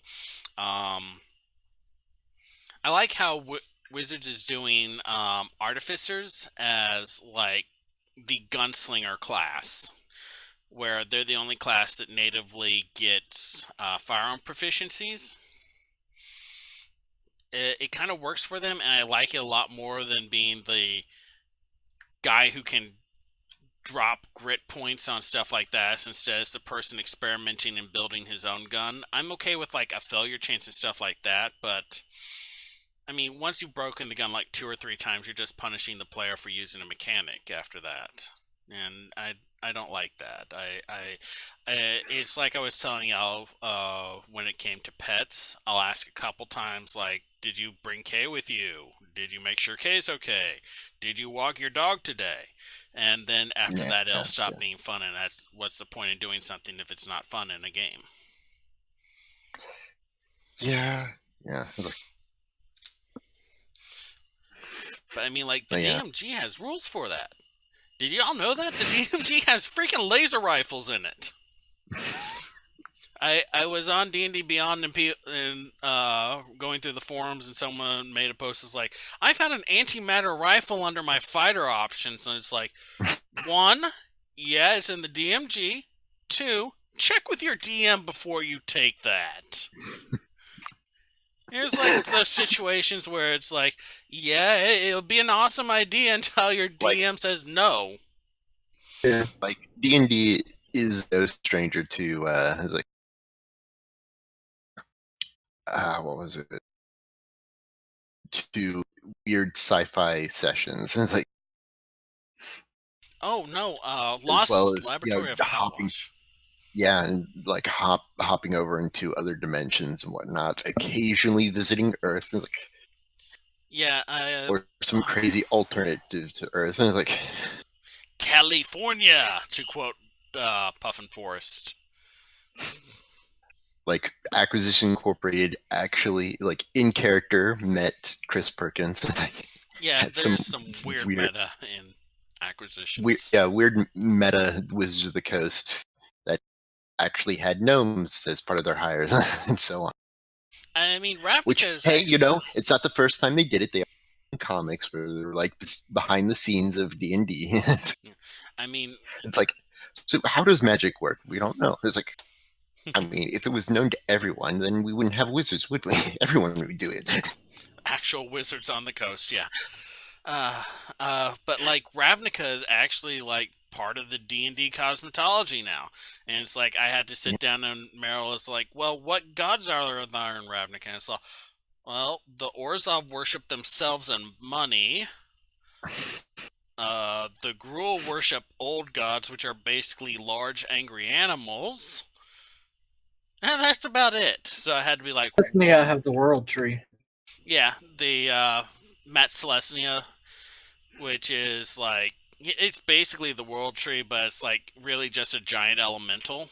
Like, I've seen the stats for it. It's a giant I elemental. mean, I'm sorry. It's a giant elemental. It's awesome. yeah, yeah. But However, they have, let's see, Hacking has pretty much straight up said that you can use that with proper, like, I guess, equipment, you can use the world tree and particular energies from it to travel to other dimensions. So, like, to yeah. have it be an assisted planeswalker, quote unquote, Yeah. I guess I you could mean, say.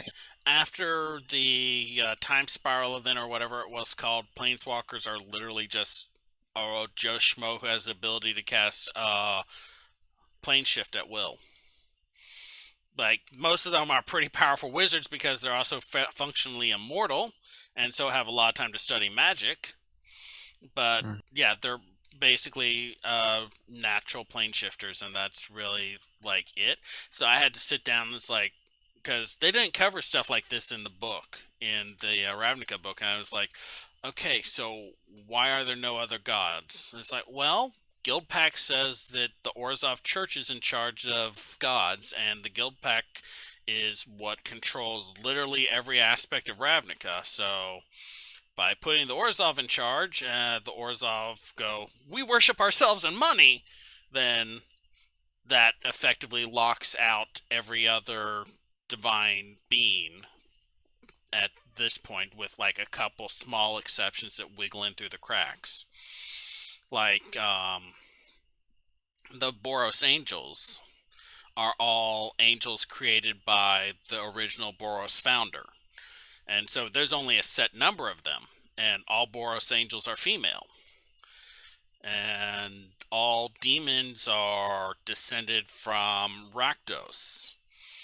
So it's like, okay, how do I make this work with everything else? And it's like, well, Orzhov locked out all the other gods, so that takes care of that. Rakdos beat the heck out of... Rakdos is beefy. Like, I looked at Rakdos versus, like, Orcus, and I would put it on the showman, honestly, between the two.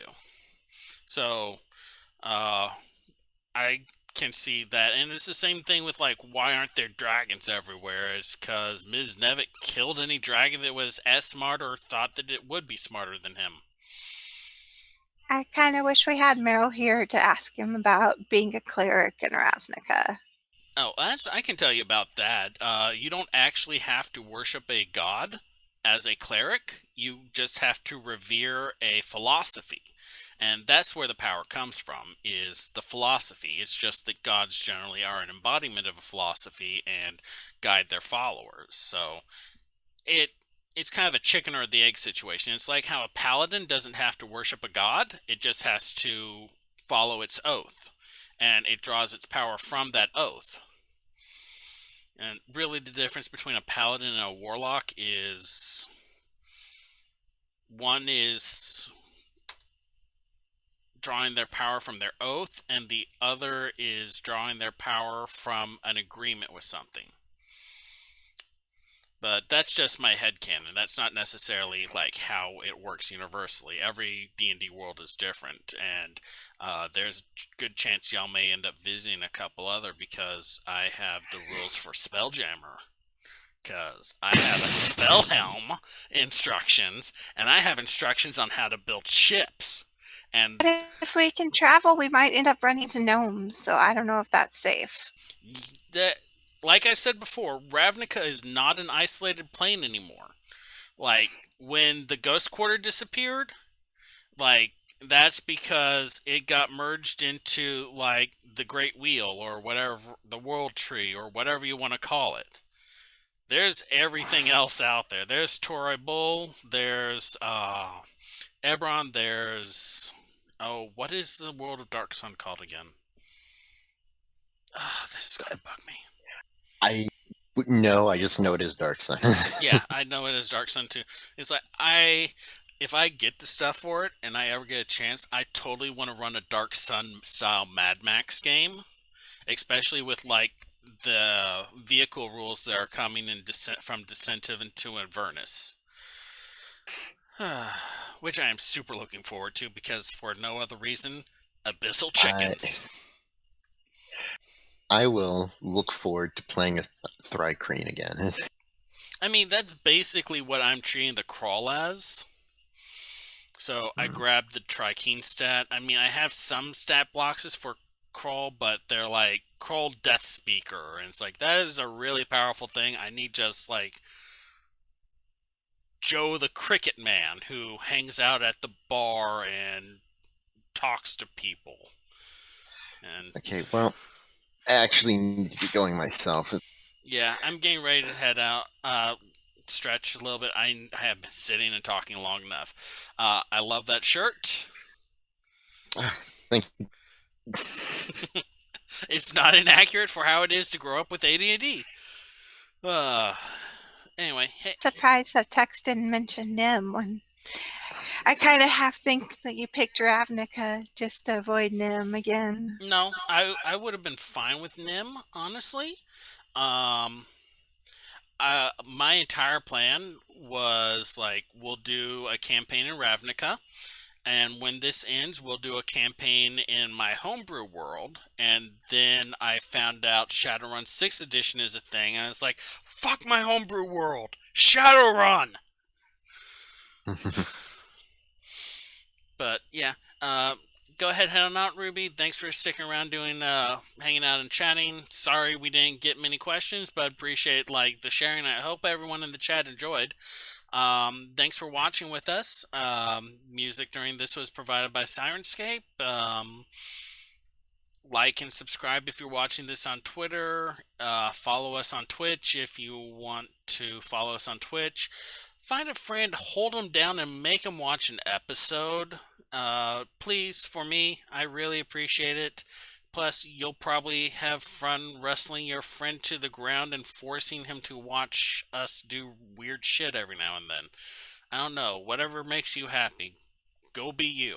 But thanks for watching us. Bye, everybody. Bye, guys.